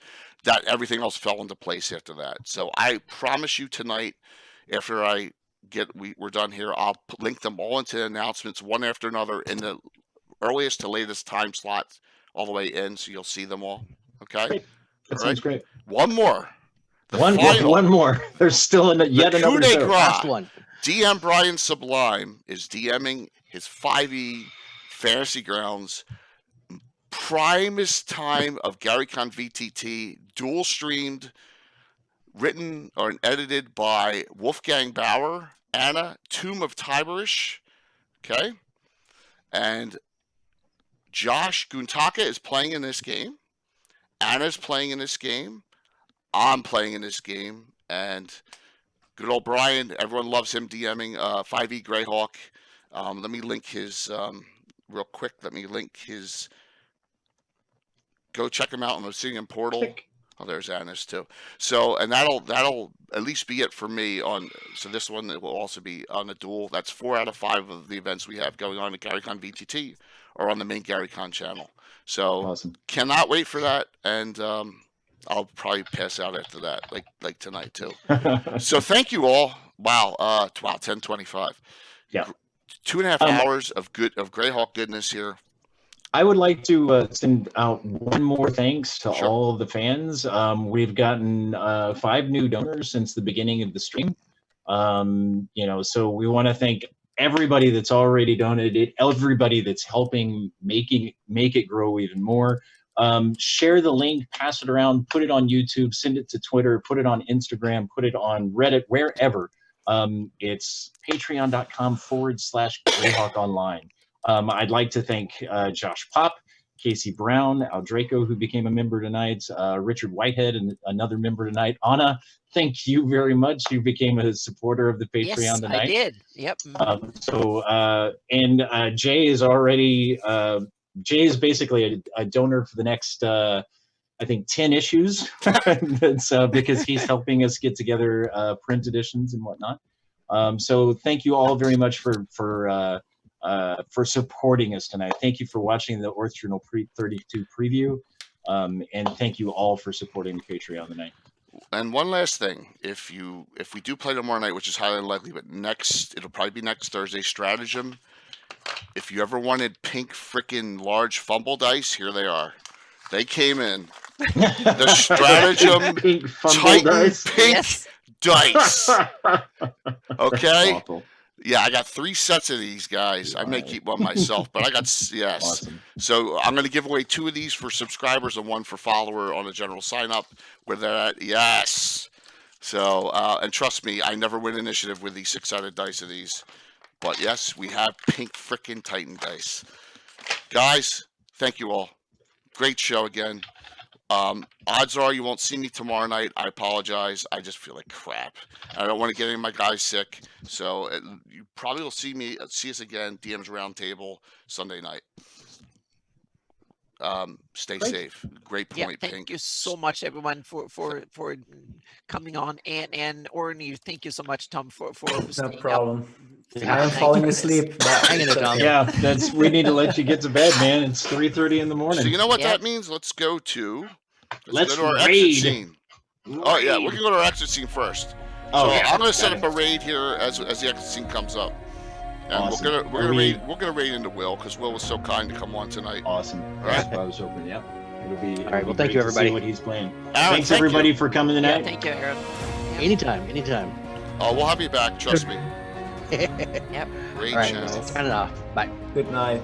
I'm gonna let this right upon the end of this ad. I'm going to raid into Will. Okay. Awesome. Tight. By the way, we will have a new. Very shortly, we'll have a new. There's a new Kickstarter coming for Miniature Building Authority. It's called Shantytown. So it's Ooh. Are you going to run it now? I don't have it yet. Damn, I I'm don't know, waiting it's- for you. You've been talking about it. Kirk hasn't gotten it, hasn't finalized and finished it yet. Once he I has love that, the Harbor Town one though. yeah. Yeah. Oh, the Harbortown one's unbelievable. All right, I'm starting up the raid, but I'm not going to say go until we're right at the end here. It's close. It's close. I'm still going strong. I'd be half asleep right now. I think, yeah. It's close to my bedtime. I know that. And Anna's like, what? Jason, It's I gotta- 8:30. Jason, I got to Yep, ask I you had a to look question. down and see what the time was, but Sure. yep. Let me just We're going to finish East this Coast raid. here. I'm going to try Pink. I'm going to go sleep. Hopefully I'm going to sleep a while. Have a good night, everyone. See you later. Here comes the raid. Raid. Raid. Did it work? Yes, it worked. Yep. All right, let me turn off the broadcast.